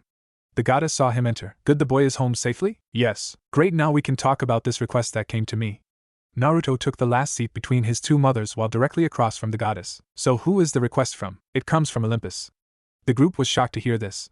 The goddess giggled. I was surprised too. This is the first time I received anything from them, and when I asked Odin he told me they did not receive one. I see, but Lady Amaterasu, what is about? She pulled out the parchment from a pocket dimension. From what I can gather, it comes directly from Athena and Hera. They wrote that they are doing this because the council has agreed against Zeus and seeking some kind of outside help to assist them. But what it is, I have no idea. But it says they urgently need help from me and want me to send someone to help them. Fine then, but I don't understand how this has to be me. I mean, don't you have tons of other people you could send in my stead? I do, but one. Most of top warriors are women, and those gods have a bad tendency of getting too touchy and rapey for my taste. 2. You are the only one available at this moment, and 3. You need to get out of Ko and Japan as a whole for a while. I deal with the current devil situation. I see. What is the reward? She looked through it, and put her finger near the bottom of the parchment. It says that we can have 2 free deals on the honor of the gods, and if they are broken then those gods will be banished for breaking the promise. Okay, when do I leave? She smiled and snapped her fingers, and a dark horse with wings appeared. Really, did you have to have him appear in my living kitchen? The goddess was sheepish and sighed. He took the horse out of the house and mounted the animal. Hopefully I will be back soon, so please all of you inform Issei about his change of situation, and make sure the devils do not bring him into the fold before you can reach him. If they do? Naruto sighed. Then get him to listen to you for more than 5 minutes and make sure to keep his attention. From there, just tell him everything he needs to know about this world and his new life. Naruto and the horse flew into the sky, leaving the women unaware of what was going on in the Haida house. Inside of the house was Rias with her friend Sona, who managed to bypass the seal that was placed around the house. She had put 4 pawn pieces into him due to him being alive and costing less even with a powerful sacred gear. Rias felt triumphant in having added Issei to her peerage and getting one over the human. But Sona was not happy about the situation and knew the consequences of their actions. She was no fool. She acted rash in trying to demand answers from Naruto and who he worked for. More in a sense, her pride got in the way, and without knowing it, she was consumed with rage at his denial of answering. After her sister tore into her, and her parents coming to do the same thing, she realized she failed to uphold her family name and honor. More in a sense, she is not portraying herself as someone that thought all of her actions first, and weighed them against each other before making a rash decision. She was ashamed, and now it was only getting worse due to her friend asking her to help her with this. Once she noticed the seal and bypassed it, but now knew the minute Issei showed up on campus a devil and the leader of the yokai found out, and she knew she would be told by Naruto what is going on, there was going to be hell to pay. She hoped this wouldn't reflect poorly on her in the future. There, that is that. You know, Rias, this is going to end badly for us? You worry too much, Sona. And you don't worry enough, Rias. She scoffed. Relax, in a few days I will show that boy and his friends what Higuremori clan can do, and with Issei by my side, I will be free. What are you planning for him then? Don't know. Once the thing with Riser if over, if it proves more trouble than it is worth, then I will trade him away. She shrugged her shoulders, not knowing the frown on Sona's face. That sounds like something Riser would do. Don't ever compare me to him. I'm better than him because I want to have people help me with my problems. Then you will cast them away if they prove too much for you to handle. Is that how you are going to handle Gasper then? She growled. I don't have to explain myself to you, Sona. Rias teleported away, leaving Sona sighing and teleporting away as well. Tomorrow is going to be hell for her, she could just feel it. Underworld. Then Alana sighed. Once again her husband did not join her in bed. Honestly, it seemed to be the better option with all the fighting that has been going on lately. She also didn't want him to see the paperwork he was working on at this point. More in a sense, the papers were her divorce papers to her husband so he can be with his merry band of whores that he liked to parade around. For her, she never really liked many of them and found most of them more annoying than others in this situation. With this, she would be free from her husband and allowed to pursue her own goals and maybe find true love in her own right. For her, she married her husband as an arranged marriage, and they did love each other for a while, but it seemed to fall out of place after a while. She knew that Lord Baal would not approve of what she was doing, but it was her life and Venelana would do as she damn well pleases with her freedom and rights. Plus, she was growing more disappointed with Rias as a whole. She loved her daughter still, but it seemed the more she watched her, the more like her father she became. Rias was nothing like her brother. She was selfish, conniving, and at times cruel when she slipped.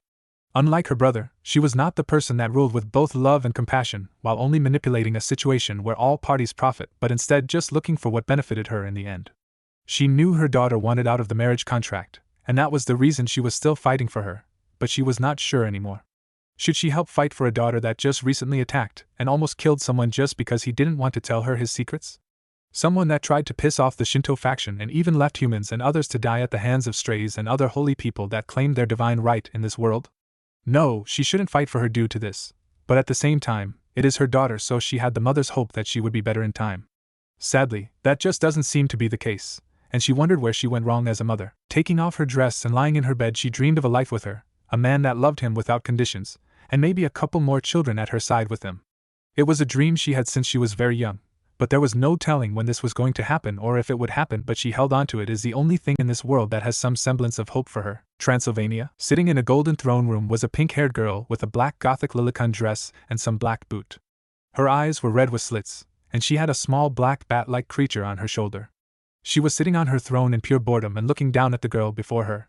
The girl that her sister brought her, and claimed she was better to them alive than dead, and someone that could possibly be of great value due to her knowledge of another like herself that has a powerful weapon at his disposal. Standing next to the pink-haired girl was a blonde-haired girl with red eyes with slits, and wearing a white dress that looked very loose-fit.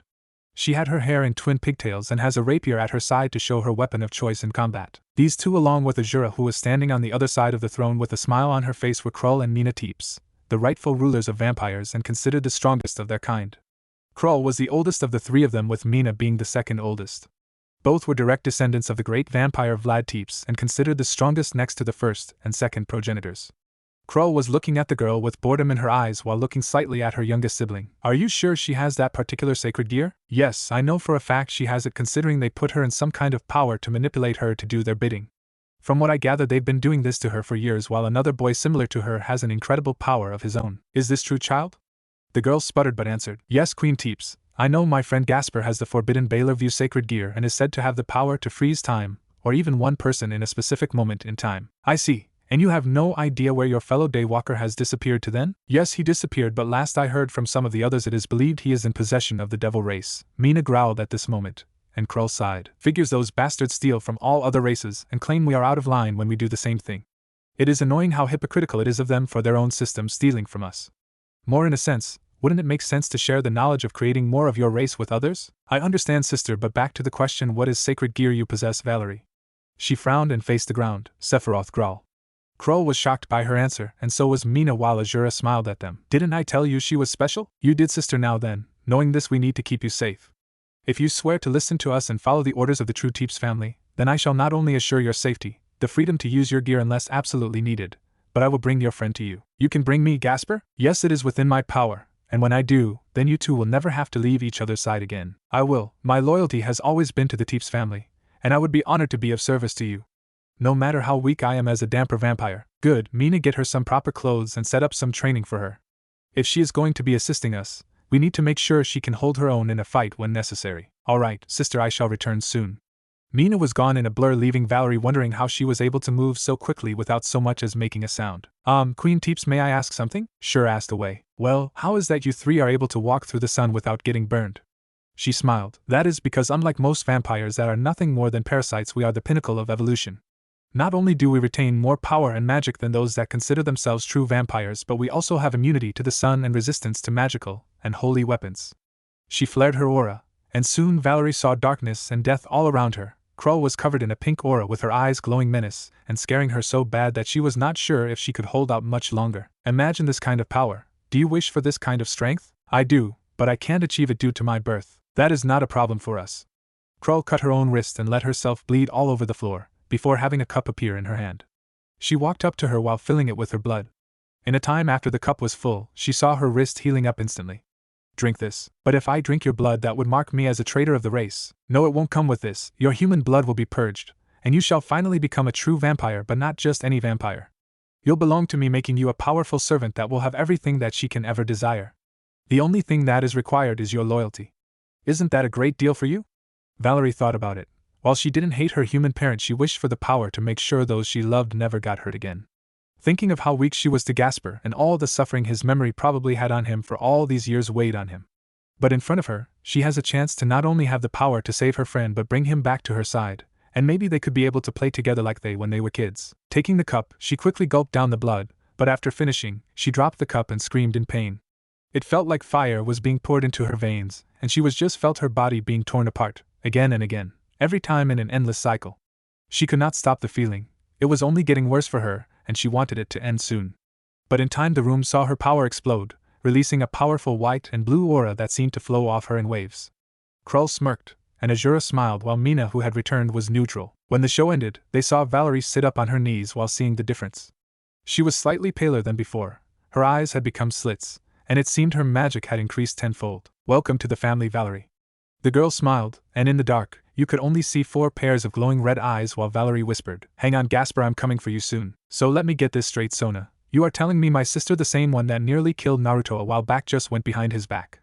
Not only that, she recruited a human boy that had a sacred gear, and he saved. From there reincarnated him while bypassing the seal around the house to not alert anyone in the house that he was living and that it happened? Is that about right? Seraph was frowning while looking at Sona, who had summoned her and Seraph and hoped to explain the current situation. If this was true, then her sister just put them in a dangerous place due to the fact that now she was going to need to do something to fix the issue at hand. Yes, Lord Lucifer and Lady Leviathan. I was pretty much forced to help her, and afterwards she spoke ill of her new peerage member. I see. Seraph rubbed his hand through his hair. Sister, I want you to tell Rias that she has crossed a line and that if she continues to test us, there will be nothing to stop me from removing her from the city. I will, sister, but what about Issei? Seraph sighed. I will tell the leading yokai what has happened in this current situation. Hopefully we can keep this internal and avoid further problems from an already furious goddess. Seraph knew for all of his boasting and the power he possessed that anyone that challenged a god was good as dead due to the immense power they have, and plus there was rules you don't cross. Especially since trying to kill a god, especially a Shinto one, is considered the ultimate form of treason since they were connected to the primordial beings. Meaning they die, then they come for you and your faction, and wipe you off the face of existence while reviving the god or goddess. Very well, Lord Lucifer, please inform them that I'm deeply sorry for my part in this mess, and I never meant to cross them. I was unaware until we started that she was trying to stick it to Naruto, as she put it. Okay, you may go, Sona. She left the office to attend classes while he was sitting in the school president's seat, sighing for everything going on at this point. More in the sense, how the hell was he going to smooth this over with the other faction? Seraph already was handing the nobles over to the Shinto faction, and last he heard only 2 had not been executed at this point, and forced to pay huge sums. From what he was able to gather, it was mostly those that were ancient nobles or those that were heirs at the time that thought they would never be touched. But joke's on them, apparently now they were being sold to the yokai for what they did. Now his sister has just put more on his plate, and he was not sure how he was going to convince her not to tell her goddess the sin they committed against them. It was almost impossible since they almost had nothing of real value for their faction. More in the sense, how the hell were they going to compensate for this mess, and if the goddess did find out, then what was going to happen? Would they be executed, more his sister in this case? While Seraph and Seraph tried to figure out how to get out of this situation, Issei was just coming onto campus and seemed to be confused. After telling his friends about his girlfriend, it turned out they didn't remember her. Hell, his phone was empty, and he felt like something odd was going on today. But when he arrived in his main room, he was called the new headmistress's office, and was worried about what was going to happen. Walking to the door, he knocked and heard, "Come in." It was muffled by the door, and he walked into the room and had to suppress a perverted look on his face. She had massive and was a knockout in her own right. His mind went 100 miles a minute, but something inside of him was, keep your thoughts to yourself, or you could be in real trouble. Welcome, Issei. Hi, it is a weird pleasure in meeting you. She stared at him and watched to see where his eyes were. Apparently he was keeping them on her face, and that was keeping him from smacking him around. I called you to my office to talk to you about yesterday. What do you mean? Do you remember dying yesterday? Issei freaked out. Wait, you meant that was not a dream? Sasha sighed. Yes, and it would seem someone has gotten to you after you were revived and brought you back as a devil. How, you mean a demon? No, demons are those that can come from any of the factions, where a devil is something related to the Satan faction that has tremendous power. For example, you know the Bible, correct? Yeah, but I was not a big church person, sorry. She smiled slightly. That is fine. The most you need to understand is that the devils exist, and so do other supernatural creatures. For example, I'm a Inu Teisho. She released her tail, showing him her dog-like feature. This caused him to freak out slightly, but after putting it away and casting a calming spell, she continued. Issei, I need you to recall everything you remember. Well, it is a little fuzzy, but okay. I remember having a date with Yuma. Then she turned into some kind of woman wearing some kinky stuff. I got to see her bare. He gained a perverted look on his face, but seeing her serious look, he wiped it off. Yeah, after that she stabbed me with some kind of pink spear, and I remember lying in a pool of my own blood wishing I could see that girl with red hair again. Then I remember feeling lighter and waking up in my bed while having heard voices during my sleep talk about me or to me. I see. Well, then I guess I can fill in the gaps for you. First you were revived by the goddess of the Shinto faction Amaterasu, and you then were brought home by a friend of mine.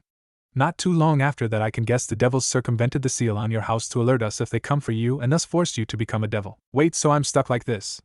He started freaking out, but she put a hand on his shoulder. Don't worry, we are looking into methods of reversing the process of the peerage set. That is the method they used to revive you as a chess piece of their own, and making you closer to what you want to be. Unfortunately, it is better you are fully aware of everything going on around you. More in the sense, now you know about the supernatural factions and can learn more about why you were targeted. Okay, so yeah, can you tell me why? I mean, did I do something to offend her or something? No, you possess what we call a sacred gear. a powerful artifact of great power and strength, and many consider them tools of destruction, and those that can lead the next generation. The big thing is though, from what I've been able to gather, your gear seems to have wiped out anything to do with magic, so you won't be able to use it unless it is really basic. I see, so basically I can use this powerful tool at my beck and call?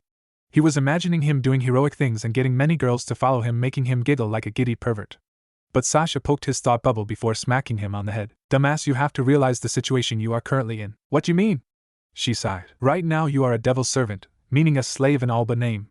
They say servant, but the truth is you're someone's chess piece they can throw away at any time. Oh, he deflated at this, but she pat him on the head. But the good news is that you are on my turf, meaning I can protect you. Plus the devils and I have some problems, and knowing them, they are trying to think of a way to either appease me or to keep this from me. Don't worry about that. But back to the point, the fact you have a sacred gear in you makes you a target to anyone around you.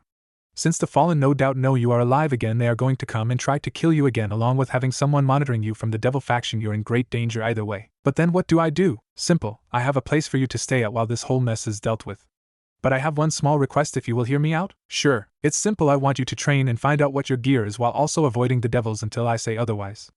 I don't want more trouble than already is going on at this point, is that clear? I mean I owe you. Instead of leaving me in the dark and letting me get caught up in a stupid way, you were straight with me.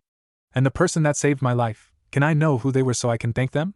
She smiled. What do you know, the pervert had a good heart after all. Naruto, he saved your life. He smiled. He knew the guy. Nice when you get to know him, but he usually didn't spread himself into social circles. Now then, we are going to talk about some changes in routine along with moving you into this new home away from prying eyes. She smiled, giving him a shiver down the spine. He knew this was going to be a fun but dangerous experience. Olympus. The Pegasus finally landed in Olympus after flying him to the heavens. From what he was able to gather, the horse was directed to bring him straight there, but from who he was not sure. It could have been almost anyone at this point who wanted him in this domain. He was hesitant to fly up there, but he trusted the horse would not try to send him straight to hell at this point. Arriving on the mountain, he saw a beautiful woman was awaiting him upon arrival. She had long brown hair, dark amber eyes, an amazing body that would make even the greatest perverts bow before her, to be treated like a slave by her.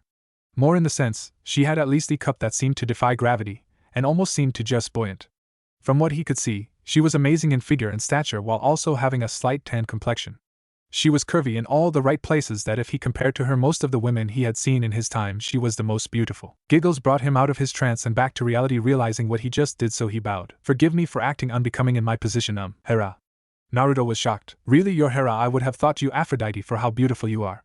She smiled and laughed at the comment. Thank you, young man. While I'm not happy you thought I was that slut, but still nice to be appreciated. Now if only my husband was like that. If I can speak freely? She nodded her head. I don't know why he goes after human women. I mean, yeah, they are pretty, but you're the perfection of beauty and family. I know if I married you I would be beating all other men that even looked your way to death for thinking they were worthy of being in your presence. More so myself, since I feel I was unworthy of your love and unconditional support. Hera was surprised about how he felt, and felt her heartbeat race a little bit.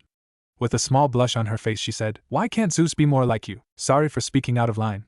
She waved him off. No, it is fine. I'm happy to feel the unconditional affection of someone after so long.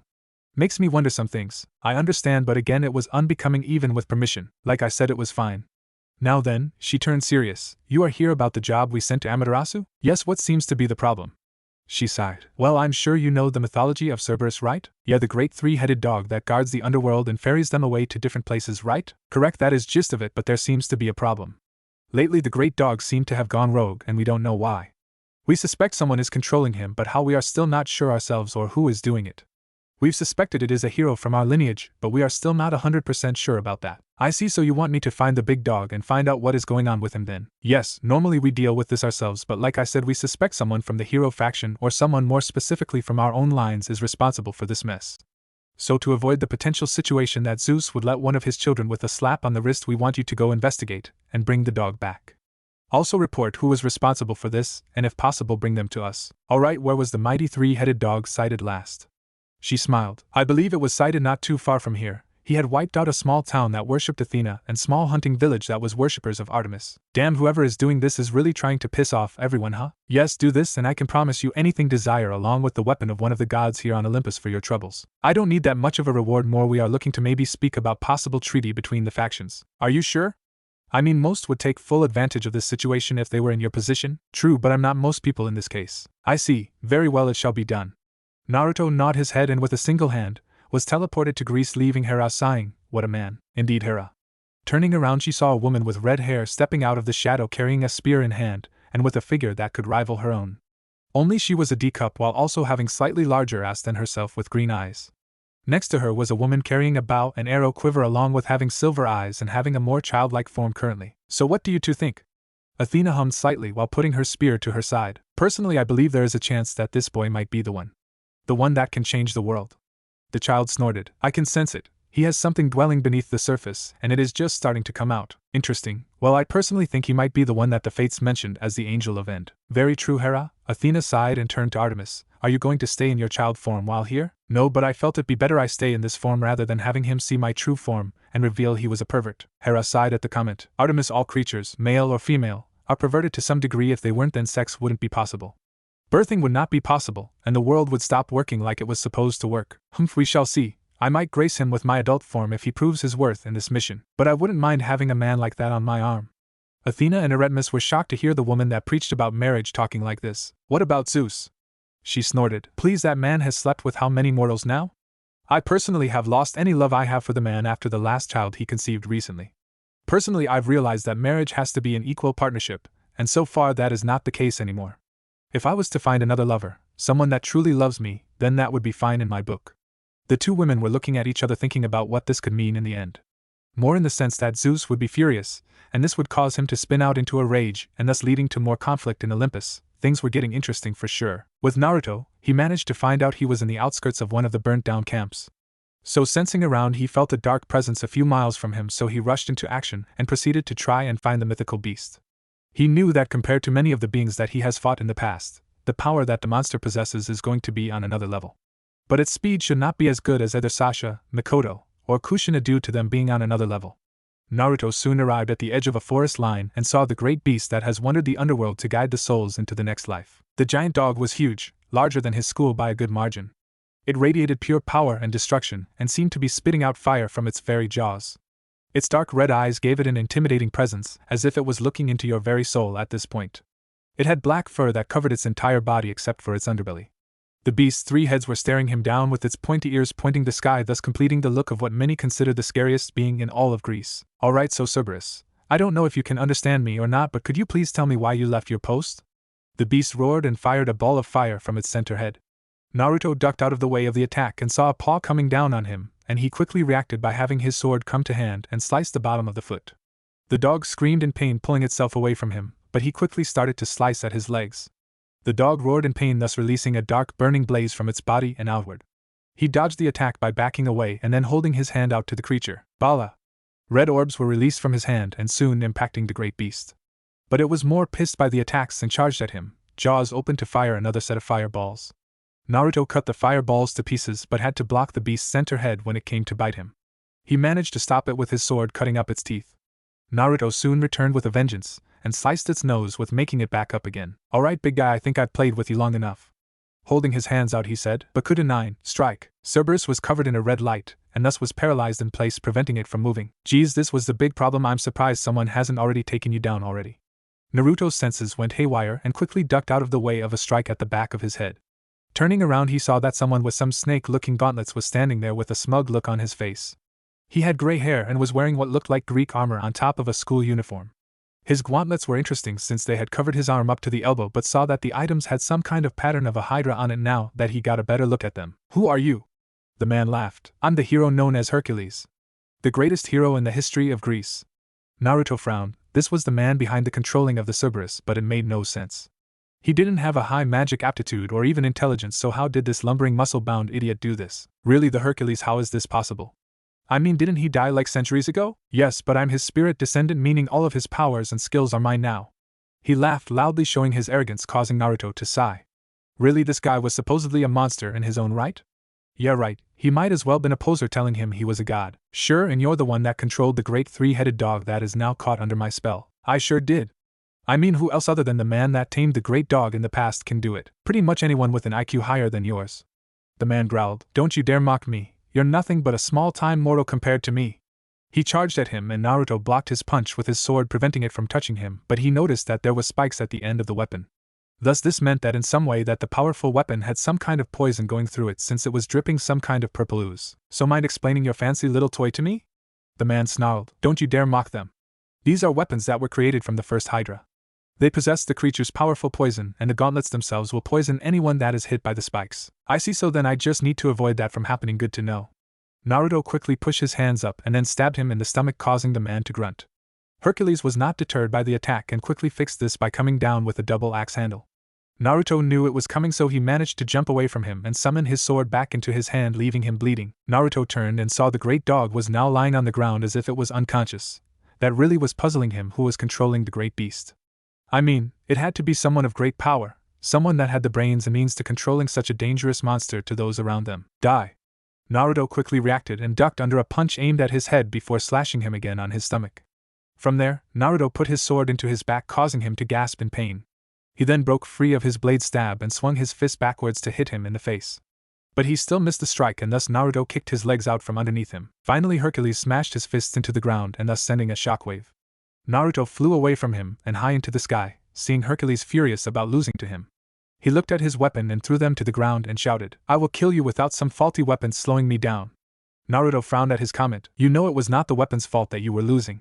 You just suck, plain and simple. Silence. Only a real hero can defeat me, and you are not one. Hercules gathered some more power into his body, and soon released a golden looking for covering his body that started slowly healing his body. But then it turned into some kind of golden aura that started firing magical missiles at him. Naruto dodged out of the way of the attacks before he finally sighed. I hoped you would be stronger in this fight. But I had too high hopes for you.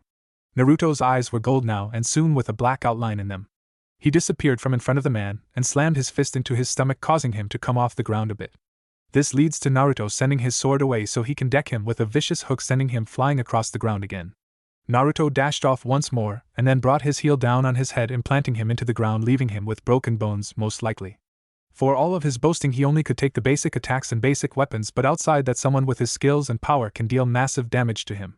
Plus his sacred gear can help power him up. Help too. Out of nowhere, Naruto saw someone approaching from the side. The person in question was a tall man with dark hair and carrying around a green spear on his back. His black hair went down his back and he had a face that showed maturity, but pure rage flowing through him along with pure power coming off him in waves. So Hercules, you are incapable of defeating one measly human? How disappointing. It goes to show that your ancestor really was nothing special. The man growled at the new arrival before watching him spin his dark halberd around and aiming it at Naruto. My name is Lu Bu, the greatest warrior this world has ever known, and wielder of the great demon halberd. Interesting. So what does this great weapon do? Fool, this is the reason that all demons bow to the one true demon of this world, me. I can control anything that is the greatest evil in this world. If not, then I will crush them for not obeying me. Naruto sighed. Great, another boastful idiot. I mean, his sacred gear was like that too, but it had a reason behind him that was legit, while these guys are just inheriting the sticks in the ass that their ancestors had before them. Plus he was whispering about this being not a sacred gear of interest. More, it was a weapon that he would not need, thanks to the world possessing weapons that could do this too, but at a larger and more leisurely scale. Why don't you quit talking and just start fighting me? The man smirked. As much as I should slay you, we have places to be and the Cerberus has done its job, so he pointed the weapon at the three-head animal, releasing it from his control and allowing it to finally be free from the mind control that has blinded it. Naruto then saw him slam his weapon on the ground and they both disappeared into nothingness. Looking around, Naruto sighed before turning to the mighty beast. You alright? Think you could make it home from here? The creature bowed its head to Naruto and licked him once before disappearing back to the underworld.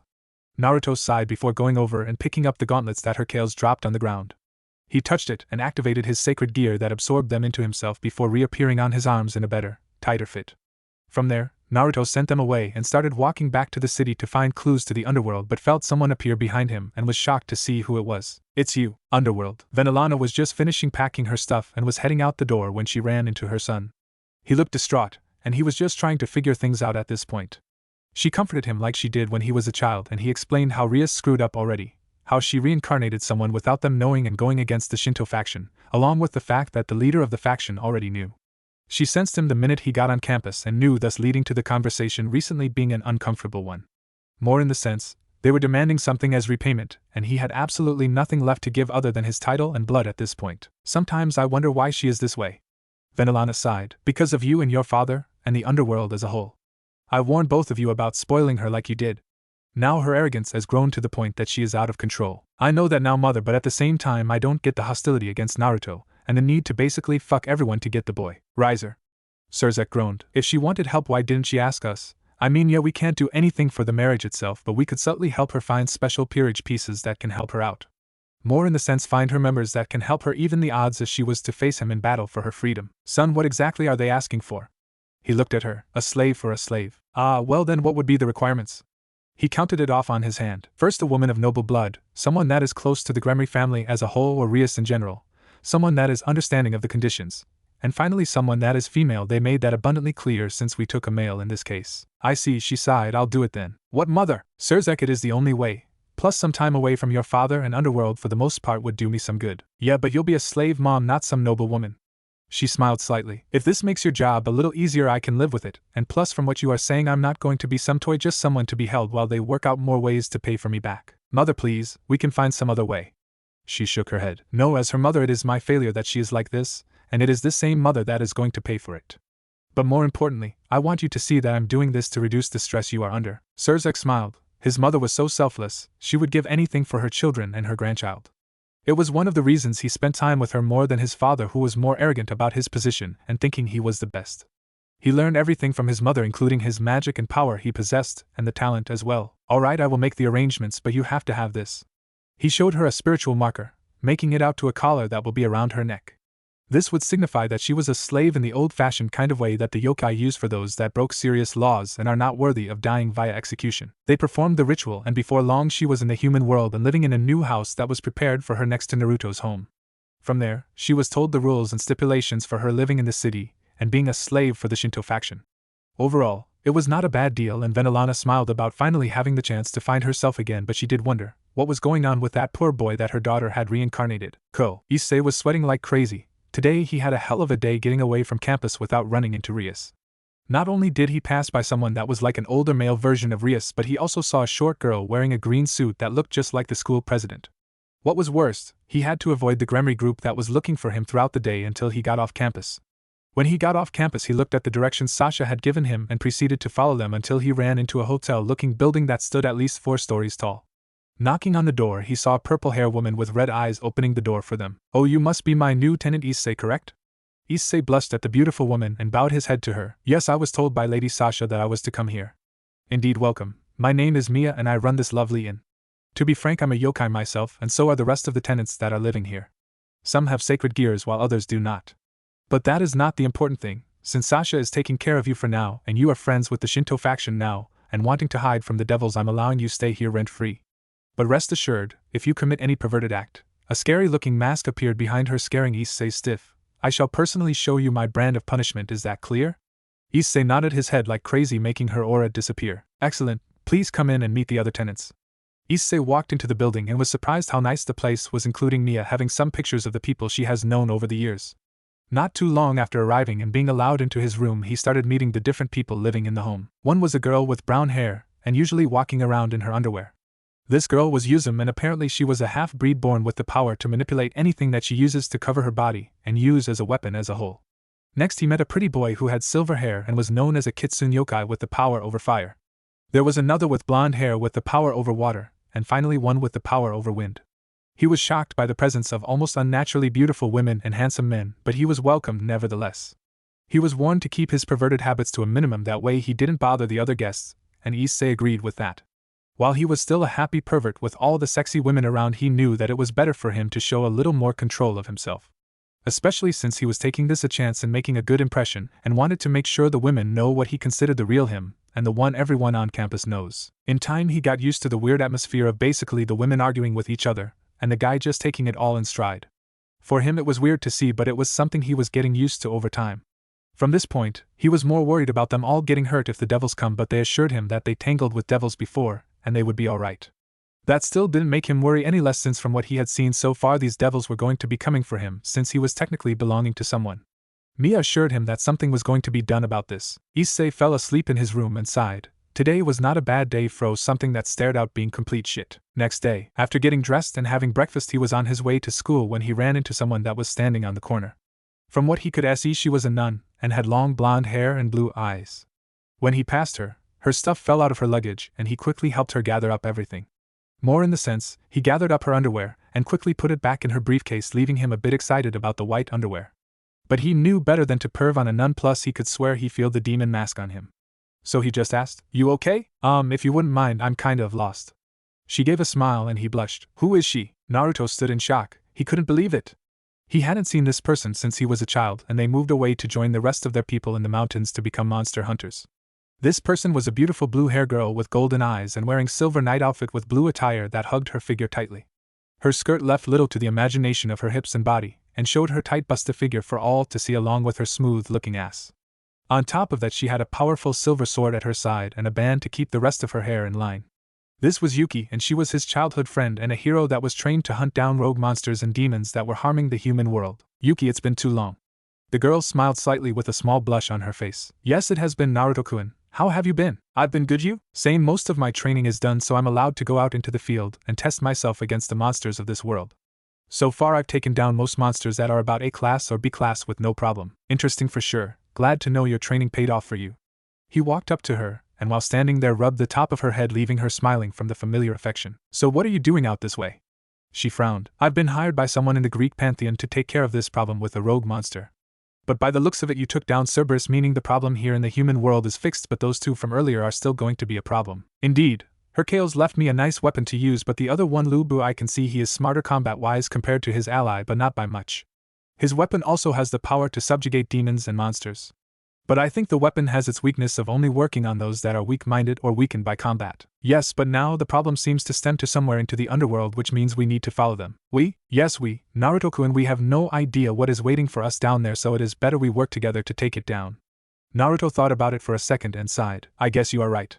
Putting his hand out, he opened a gate for them to enter, and he motioned her to go first. Yuki jumped through the portal and summoned his sacred gear before following behind her. Entering the underworld, they saw that they were in a dark pathway inside.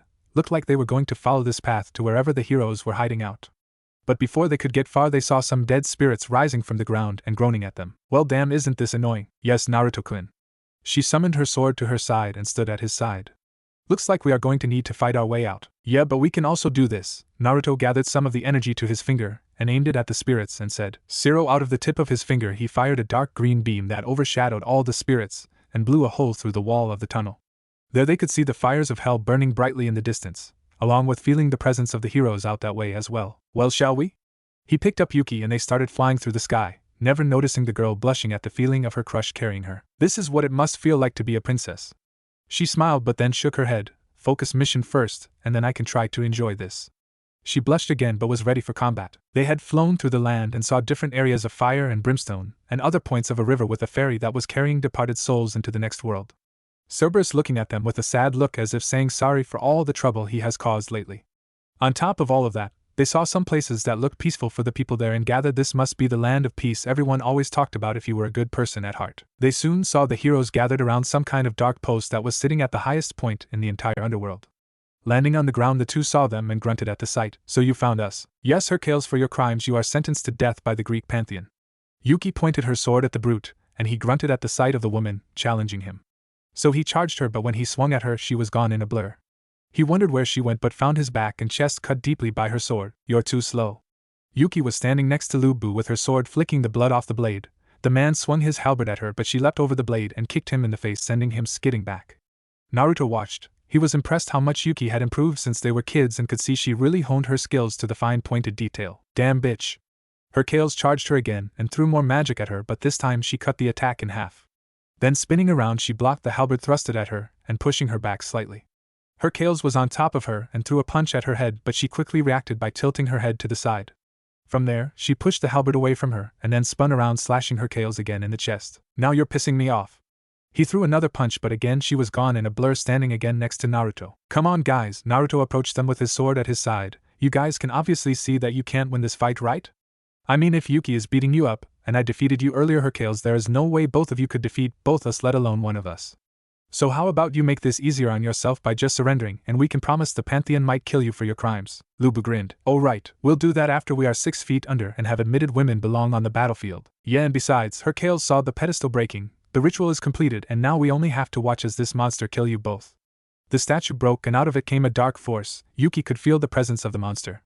It was powerful, stronger than even the strongest warrior in the village, and she could dare say that this thing would bring their people to ruin. Standing there was a monster unlike anything that she has seen in her life. It had power radiating from every pore of its body and seemed to just stink of just blood and something else. Standing before them was a monster with black hair, a snake lower body, and claw hands that seemed to extend into snakes. Typhon. Naruto knew the myth. He was the origin of all monsters, including the Sphinx, Manticore, Hydra, and Cerberus himself. He knew from the legend the monster was sealed in the Underworld after his defeat at the hands of Zeus eons ago. Who has summoned me? The monster looked and saw the two heroes standing before him. One of you reeks of the blood of Zeus. Who is it? It is I, the descendant of Hercules.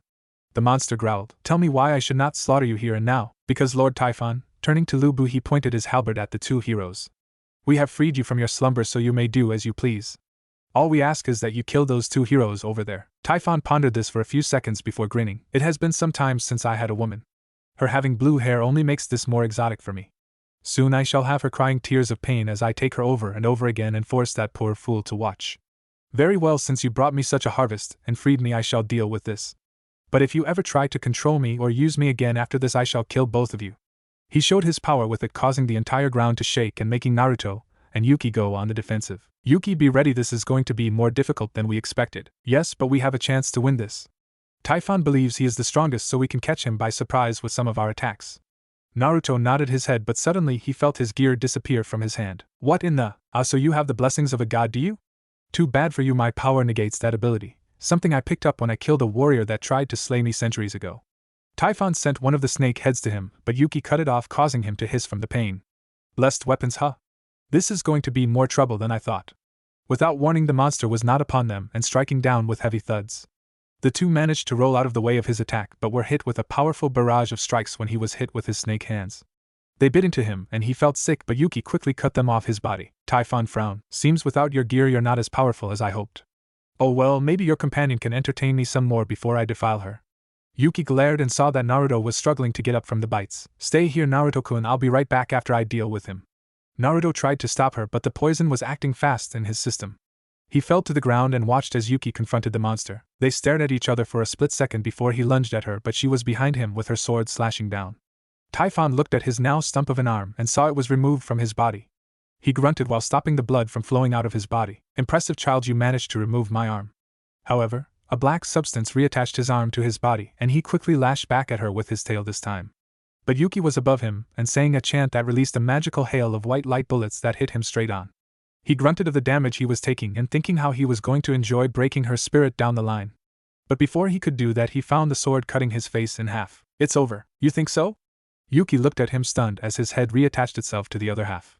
He then smiled at her. You got spirit, I'll give you that, but I feel it's time to show you how outclassed you are in your current situation. Soon his body was covered in a dark black glow, and his body started to shift and morph around. His tail retracted into his body, and soon two black legs came out in its place while his hands turned into bony claws. His head lost its hair and two horns sprouted out of his head. Soon he gained a pair of black wings out of his back before finally roaring to reveal his demonic figure. It was almost like he was made from granite and was carved to be scary as hell. His eyes had a dark red and black glow to them and staring down at the two of them. Naruto was still not able to move thanks to the poison earlier still flowing in his veins, and Yuki was struggling to stand at the immense pressure that he was building up. This is my battle mode, girly. Hope you enjoyed that little action you had earlier, because now this is where you lose. Yuki aimed her sword again and blurred to him, slashing his chest. But he didn't block as the blade never broke his skin. He grinned at her before raising one of his hands up and slashing down with it to cut her face. She dodged the strike and summoned a green circle in front of her. Mystic Typhoon. The wind exploded from the circle and sent him back a little bit, while also chipping off some of his hardened skin. Well, it would seem humans have come a long way since I was free. But it won't be enough. Typhon slammed his hand down, stopping the wind attack, but Yuki was on top of him. She slashed and stabbed him all over his face and chest. He was backing up but not getting damaged other than her scratching the outer part of her skin.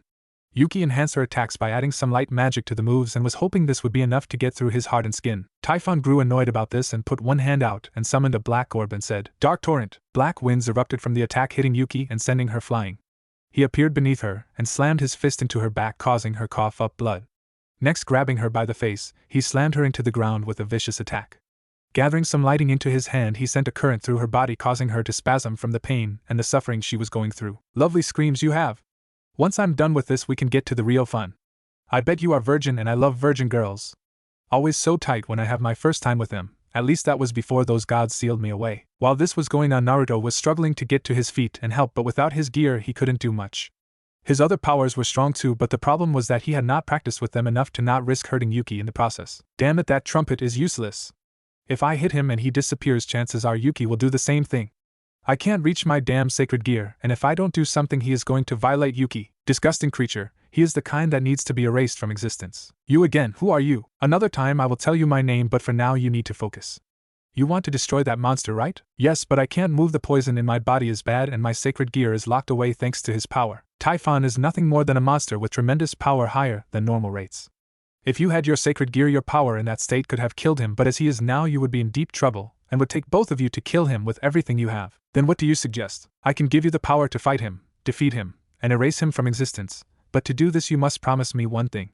Never use this power on the innocent, otherwise you shall suffer for it. That's it.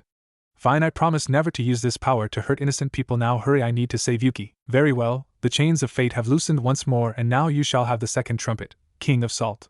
Go forth and crush this sinner and show the world you are the one that shall be the judge, jury, and executioner. Naruto didn't know what, but after he finished he felt something happening to him. His body was flooded with power. He could sense his power was higher than it has ever been in his life. More so than even with his sacred gear at full strength, or at least at the most he could control. The feeling of the poison was gone, and now he was standing on his own 2 feet again. But the greatest feeling is that he felt the power giving him the sense that he could destroy this monster in front of him, but he really wanted to show him his sinful actions would be his undoing. Typhon was finished shocking the girl and without warning ripped off her top and leaving her exposed for the world to see. My, aren't you a fit girl? Don't worry, I promise to put you through your paces, Typhon said as he touched her neck and moved his hand downward. Please don't, Yuki shouted as she had tears in her eyes, not wanting this monster to touch her. She was saving herself for someone. She closed her eyes, waiting for Typhon to touch her, but the feeling of the touch never came. Instead, she looked up as she opened her eyes and saw something shocking. Naruto was standing there holding the hand of Typhon, and his eyes were different. They looked almost possessed, but she could see he was in control of this power he was displaying. She knew it was not mana, it was something else, something greater and more condensed and heavier. Naruto smiled down to her. Hey, don't worry, I got this, now you rest. He turned to the monster and frowned. Prepare for your soul to be erased, sinner. Typhon growled. You've recovered, but that does not mean you are stronger than me, weak human trash. He tried to move his arm out of the control of Naruto, but he found it stuck, and Naruto smiling at him this time. Oh, trash am I? Then I shouldn't be able to do this then? Letting go of the arm, he slugs him across the face, sending him flying across the map and crashing into a nearby area. Naruto screams in pain as he summons black wings out of his back that turn into brown sticks. He leaps into the air and flies at Typhon, leaving Yuki to recover while covering her chest from being exposed. But she sees Lu Bu and her Kales smiling and about to approach her, but then a blue portal opens up and out comes someone she loathed to see again. It was a black-haired teen wearing a tight black shirt and wearing a white outfit tied around his waist along with some black pants and boots. Yuki-chan, it has been a while, she growled. Chow chow, not long enough if you asked me. Oh, you wound me, are you still bitter about what happened between us? She glared at him. I must say though, you have filled out since we last saw each other. She summoned a green circle and fired a spell of wind at him. He just swatted it away with his spear. Oh, you are still angry, I knew it. He turned to his 2 men and glared. Did you two do this? No, Chow Chow, it was Typhon. When we released him he attacked her, and this guy she was with named Naruto, I think. Lu Bu didn't care for names, but the name did catch his attention. I see, so he is here then? Chow Chow said dryly as his eyes narrowed. Yeah, but he was going to rape that girl and then he comes out of it and starts beating the shit out of the monster now with ease. It's like nothing we have ever seen from someone with someone that has a sacred gear. I see. Looking over, he sees Naruto and Typhon fighting in the sky now with the monster firing dark torrents of wind at Naruto. But he just forms a black sword from the blood and cuts the attacks in half with ease. Well then, it looks like things are in good hands then. Otherwise I would have killed that beast for daring to touch dear Yuki. He walked up to her and pulled her face to meet his. He smiled. Might I steal a kiss still? He reached down to kiss her, but her sword Sakuya came to his neck. Make one more move and I'll slice your throat. He saw the dark glare in her eyes and laughed before walking back over to his men. Well, now I must be off, Yuki, we have what we came for anyway. But Chow Chow, I wanted to pay that bastard back for humiliating me earlier. He aimed his spear at him. We only were using that monster, remember? I have what we came for, so no more fighting, we leave. Turning to Yuki, he smiled and winked. I'll be back for you in the near future, my sweet, and when I am Naruto will no longer be an issue to contend with, I promise. He waved before they disappeared in a blue circle.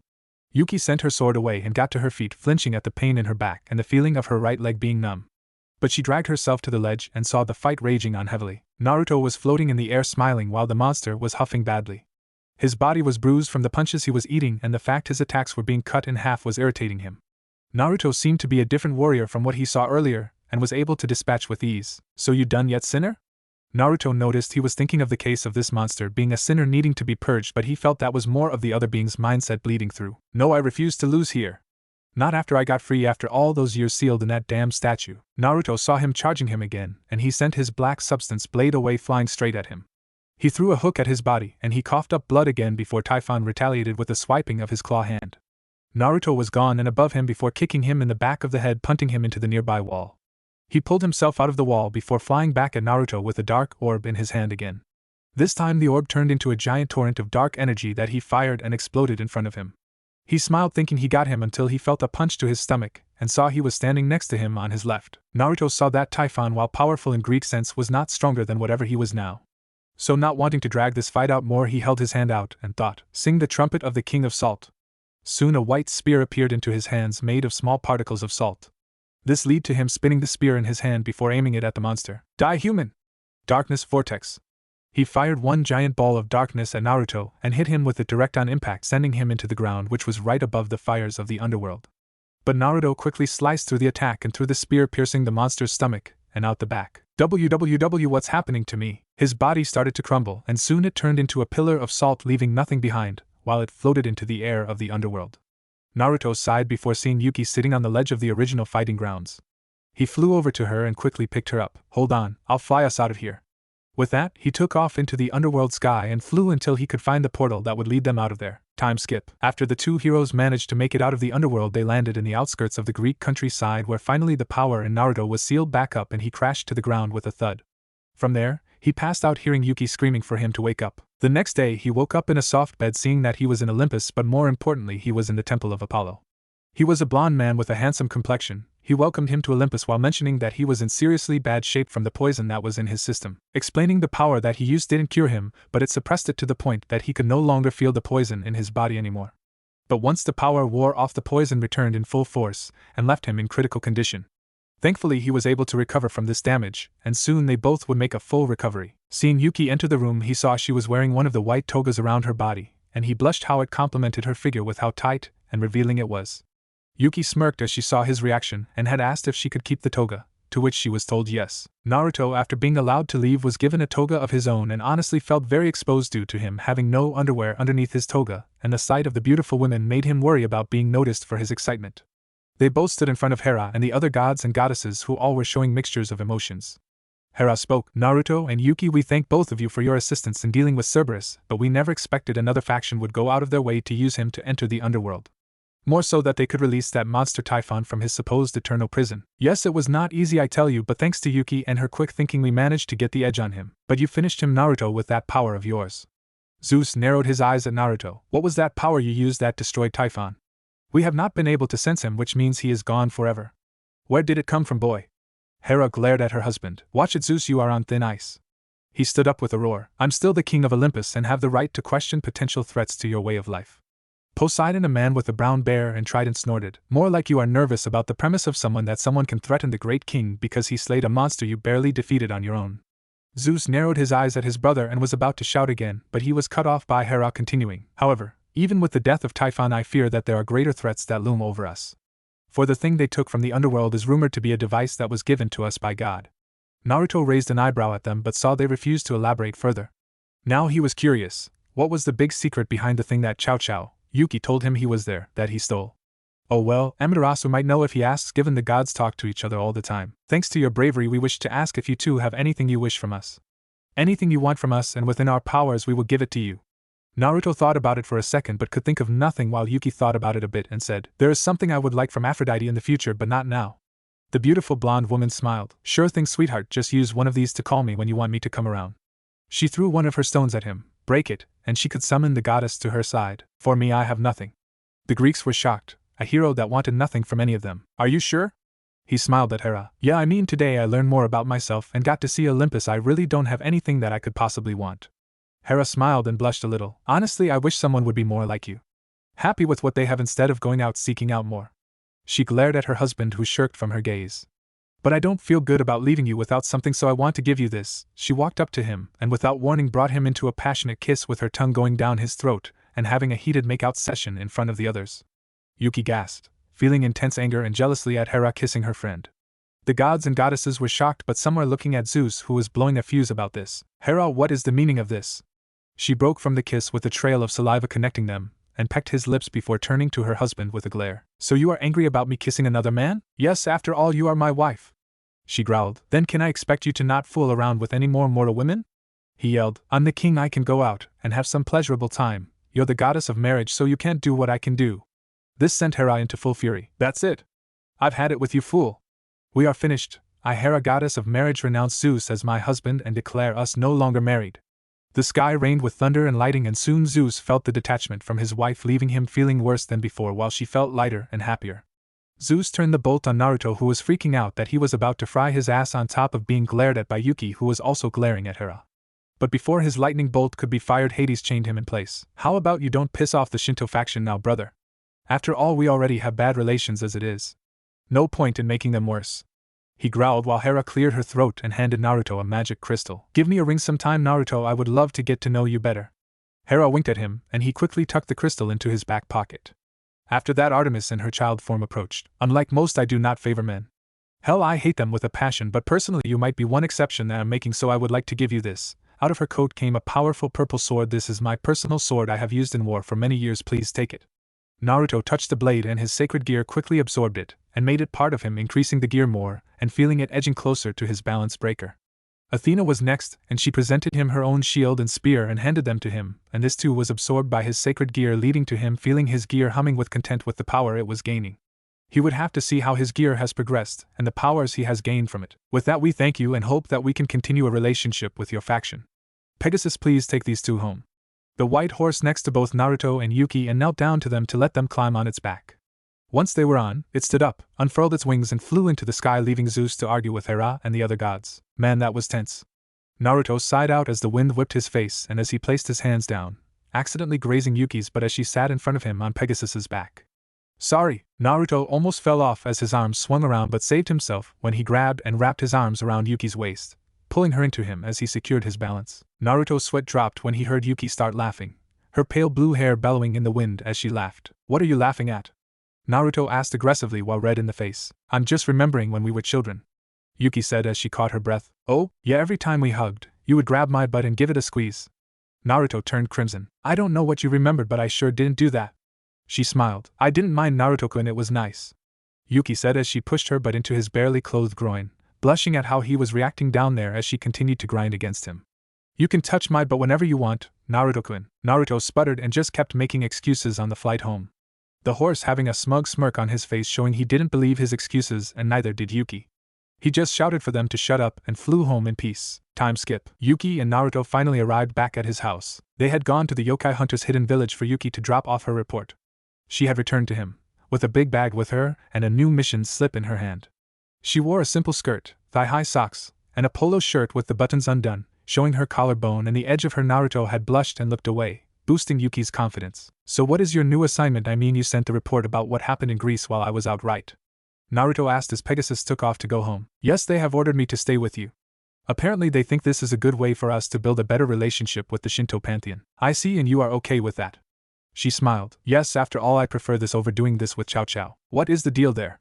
How do you two really know each other to the point that you hate the guy? If it is alright with you, I'd rather not talk about it. Her hair covered her eyes and her fists were tightly digging into her palms. He sighed. Well, at least we are back at my house. Hopefully we can finally relax for a little while before something serious or stupid happens again. Opening the door, Naruto saw something that just made him deadpan at the sight. Standing in the middle of his house was his mother's and apparently the devil that was made a slave to them while this mess was sorted out. She had brown hair, purple eyes, and she had a large soft-looking ass. Personally, she was stunning, but the thing that just made this weird situation normal for him was that she was dressed up in a black and white frilly bathing suit, struggling against her large and digging into her ass while having chains around her arms and neck. You really think this is appropriate attire for me? Kushina nodded her head while sulking at the size of her. Yep, this is the uniform of our slaves. Turning her head, she shouted, Welcome home, Naruto. This is our new slave Vinalana Bale, formerly of Gremry, and the mother of Rias and Serzex. Welcome home, master. She smiled and bowed to him, showing her bouncing. Naruto sighed at feeling the heated look from Yuki, whose cheeks were puffed out, and the look she was giving the group of women in the room. You are all going to be the death of me, I swear.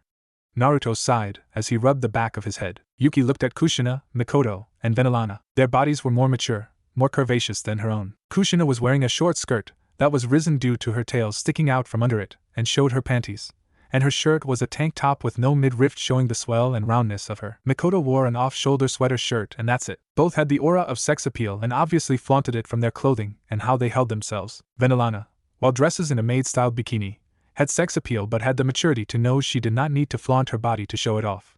She simply stood on her feet gracefully as she pulled out of her bow to Naruto, causing her to bounce more from the lack of confinement. Yuki's hands shook before she steeled her resolve. Naruto sighed again as he turned to go upstairs only to see Yuki pulling off her shirt, revealing her blue and white horizontal striped bra. "Yuki!"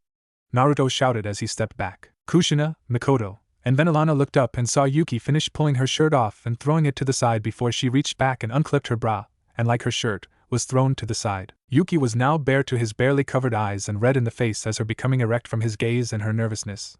She jumped Naruto, making him catch her and grab her but pulled him into her face, locking her lips to his and forcing her tongue into his mouth while she pushed her against his chest. Mikoto and Kushina's eyes widened as they screamed at what this girl, who they knew since she was a child, was doing. But what made it worse in their eyes was Naruto lowering Yuki and then wrapping his arms around Yuki's naked waist and push against her lips, pulling her into his body and moaned as their tongues wrestled against each other. Yuki felt her body heat up from the feeling of his arms around her bare skin and his lips and tongue on hers. However, this amazing feeling ended when Kushina and Mikoto pulling them apart and then attaching themselves to Naruto's arms. "What are you doing, Yuki?"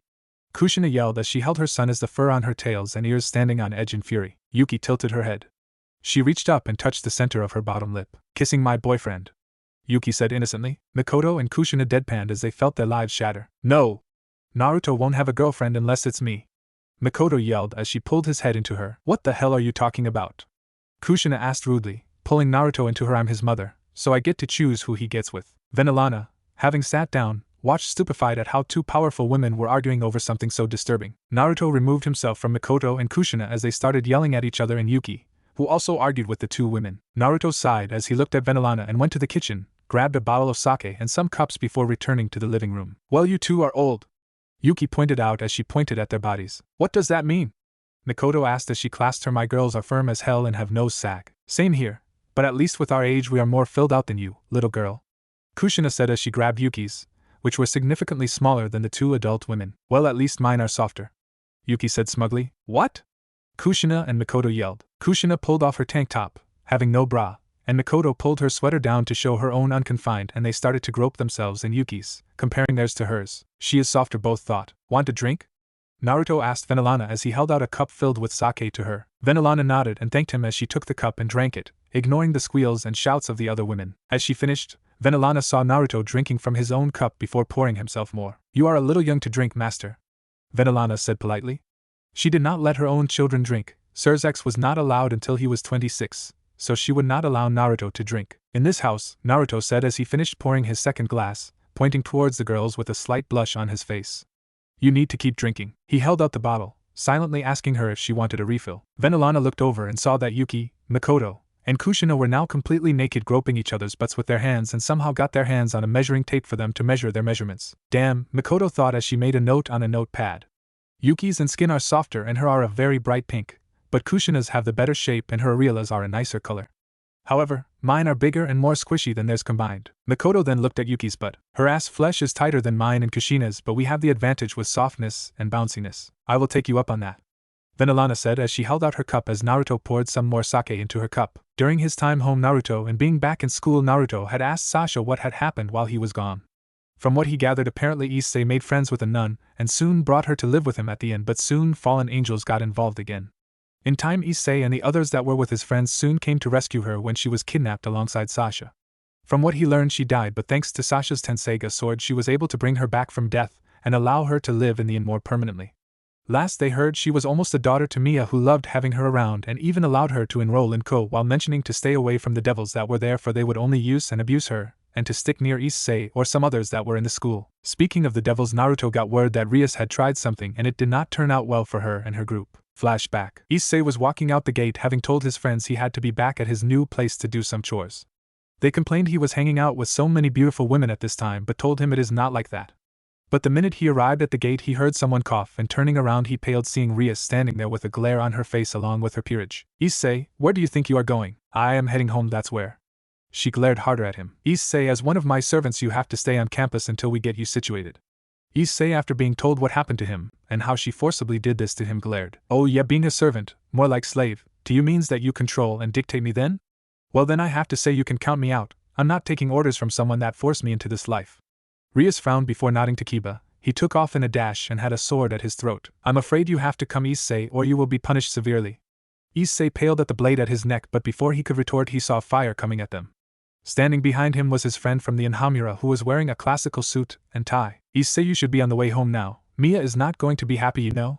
He looked at the other devils. But given what is going on, I think she can forgive you for this. Issei bowed to Hamura and apologized before taking off. He first thought Hamura being one of those pretty boys that thought he was better than everyone. But in reality he was a good person and seemed to be down to earth and understand that he had a healthy, lustful attitude. He quickly explained that all yokai have the same thing, worse for some members of the race than others, but it was common one. But he did explain that while he is a pretty boy as it is put, he doesn't go out and date women for reasons such as bragging rights, but more to make ends meet. He is dating women that want to hire him as a pretend boyfriend or someone that could escort them around town or just tell them they are pretty and special. Doing this got him a lot of finances, and this also got him to be one of the best in town to call on when needed. But when he was not doing this, he was training him in hand-to-hand and how to dodge magic and sense it coming at him, so he had a lot more respect for him than others.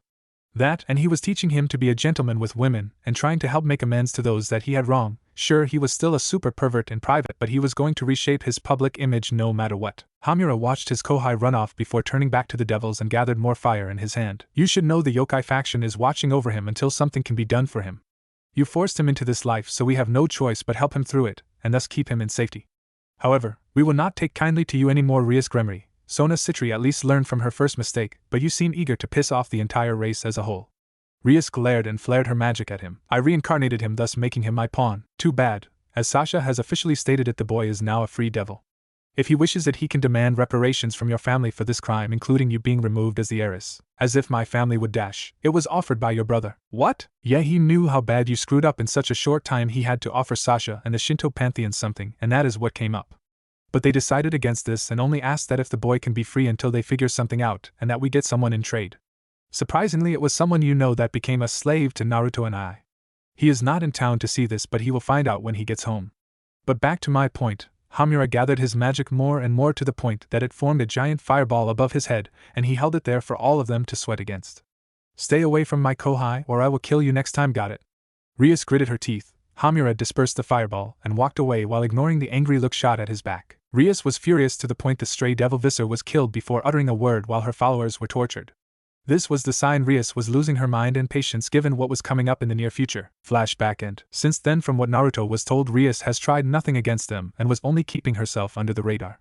He did hear that someone was coming to town that was a devil, and Sasha was going to sit in on this meeting to make sure things went smoothly.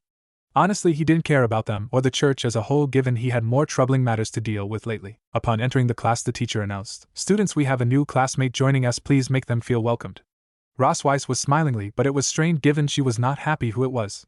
She knew the girl that was now entering the room, given they were both working with each other in the past and met while Naruto was in town that one time. Since then they became rivals, while Yuki mentioned she would never allow a virgin that never had a boyfriend have her friends, sparking the ire of the Valkyrie. Greetings everyone, I'm Yuki Nanaka, it is a pleasure to be here. She gave a charming smile that all the boys swooned at, and the girls start blushing how beautiful she was. Is there any questions for our new student? One boy shot his hand into the air. You single? No, I have a boyfriend. In fact, he is in this school and decided to transfer here to be with him. Walking up to Naruto, she quickly kissed him on the lips and hugged him tightly, and this leaves the class shocked by this action. More so since Naruto was known as one of the most normal students when compared to some of the other people on campus. Naruto looked over Yuki and saw Ross Weiss glaring daggers at her with her aura flowing out of her body, scaring him and the rest of the students more so since the desk cracked under the pressure. Now then, Yuki, please take your seat while I get started on today's lesson. The day progressed slowly. With the time lunch came around, Naruto retreated to the roof to get away from the rabid animals of students. More so since they seemed to be all about how he and Yuki met, if their relationship was real, and if that their teacher was in the relationship, earning him a glare by Yuki. As this progressed, the only other thing floating around was that Asia was living with Issei at the inn he had moved to for specific reasons that the school deemed reasonable. In this time the boy approached him and thanked him for his help, and Naruto waved him off, telling him to just behave while at the inn. Most of the people there were his family, since he moved to Japan with his mothers, and if he heard he did anything to any of them he would kill him himself, earning a fearful nod by Issei. Upon getting to the roof, Ross Weiss joined him, and then Yuki followed behind. The aura was tense while they were eating their own food and silently glaring at each other whenever one moved closer to Naruto. He sighed. It was going to get worse thanks to Sasha joining them and pulling Naruto into her lap and pushing her into the back of his head. This only seemed to increase their rage, and all he could do was sigh, since this is going to be something that becomes more common as time going on. Time skip. A month had passed since the incident with Yuki and him returning to Kuo. Things seemed to be quiet, and that was something he was happy about. More so since Rias and Sona had not bothered him on campus, and the worst thing he had to deal with was his mother smothering him, Yuki trying to up them, and Sasha and Ross Weiss joining in their charades, leaving him and Venelana watching while drinking some sake. At first she admonished him from time to time, but in time she understood his reasons for drinking, as it got to be a point that it is the only thing that numbs the situation at hand. Another problem that had popped up was what to do with Venelana. He told him she was free to go whenever, but she said this was something she wanted to do to apologize to him and the rest of the yokai faction, and show she was not above doing the same thing they felt they were subjugated to. So he just ended up accepting it, and getting to know the woman that was now his slave.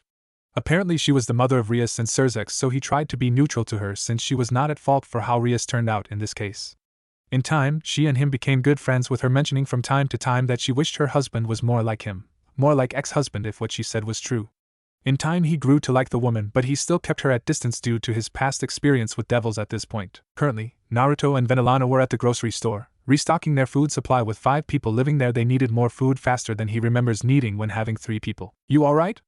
Naruto asked as he placed some food in their cart. "Why do you ask?" Venelana stated as she started to push the cart, while Naruto looked at their grocery list. "You seem to be distracted the last 2 weeks." Naruto responded. "Oh, you noticed?" Venelana mumbled. "Yeah, I did. Now are you going to tell me, or am I going to have to order you to tell me what I want to know?" Venelana sighed. "Rias is getting married," Venelana stated. She did not want to. It was an arranged marriage like I was to Zeoticus. I believe she could be happy with the man she is to marry, but she is being stubborn and refuses to. "I second that," Naruto replied. Venelana nodded. "Well, 2 weeks ago, her fiancé Riser Phoenix came to Ko and demanded he marry her soon. Rias refused and challenged him to a raiding game." Naruto nodded, knowing what the game was after she told him about them. Rias had 10 days to train, and instead of training their weaknesses to lessen them, she focused on their strengths, and in this regard she lost. "That was 4 days ago, and tonight is the engagement party." "I see," Naruto said unfeelingly toward the subject. "You said you feel like she could have been happy in this arranged marriage. Were you?" Venelana nodded as they stopped and picked vegetables. "I was very happy. I had 2 beautiful children. But the recent decade after Rias was born, Zeoticus and I drifted." Naruto made no move or indication of understanding her pain. "Sorry about this," Venelana stated as she put the food in the cart. "I'm rambling." "It's fine," Naruto stated as they got in line and soon were out the door with bags in hand when his phone rang. Naruto's house. Naruto burst through the door and turned to see his mothers with solemn looks on their faces. "Okay, what is going on? Usually you two are bothering me continuously." "It is Yuzum." Naruto's eyes widened. This was someone that he came to see as a sister since he stayed in Japan. She was perverted, but she was always there to comfort him whenever he needed her, and became his true sister even if it is not of blood. This brought tears to her eyes for finally having a real family of her own. "What happened?" Kushina looked at Mikoto and her ears drooped. "She is in the hospital for yokai here." Naruto didn't wait for anything else and quickly dashed out the door. He was running down the street in breakneck speed, and before long, he arrived at the 10-story hospital in downtown Ko. Inside he saw yokai and demons wandering around the halls. This was a hospital only for the supernatural, and something that was hidden under the look of a real hospital due to it having a human wing for humans, and having most under illusions. Walking up to the front desk he said, "My name is Naruto Uzumaki. I heard there was a woman here named Yuzum. Where is she?" The nurse looked at her logs and frowned. "She is on floor 3, room 8, but she is bad condition." Naruto ignored her and ran up the stairs and managed to find the room, but outside the room he saw Mia and the others with tears on their face. Issei was sitting there holding a crying Asia and little brown hair girl on his lap. Mia, the woman, turned to see Naruto and frowned. "Naruto, why are you here?" Naruto growled. "I heard Yuzum was here. You think I'm going to go to school?" "What happened?" Mia opened her mouth but closed and looked down at the floor. Naruto growled, and soon his power was starting to cause the room and floor to shake and his eyes flashing gold and red. A doctor walked out of her room and he walked up to him and asked, "What the hell happened?" "You better tell me, or so help me." His golden aura was flowing out of control, but Venelana managed to stop him with a quick grabbing of his wrist. "Naruto, I know you're angry and worried, but getting bent out of shape is not going to help." Naruto sighed. She was right, but he wanted answers. The doctor coughed. "Well, I'm sorry to tell you this, son, but your friend is in bad condition.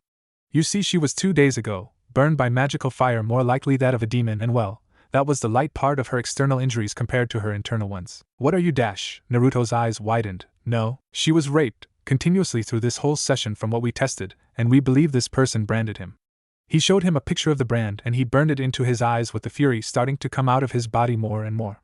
His head was spinning and soon he could hear his sacred gear screaming for him to calm down, but he couldn't. He needed to know who did this. I know that mark, it is the mark of the Phoenix family. Naruto turned to Vanillana and she saw his eyes turn gold and black, and soon he dropped the picture and walked out of the hospital. Vanillana was worried as she knew that horrible boy Riser must have done this to that poor girl. She looked through the window and saw the girl curled in a ball crying and having the nurses to help her calm down. Is this what we fought for? For our race to act like the old ways and treat other races as if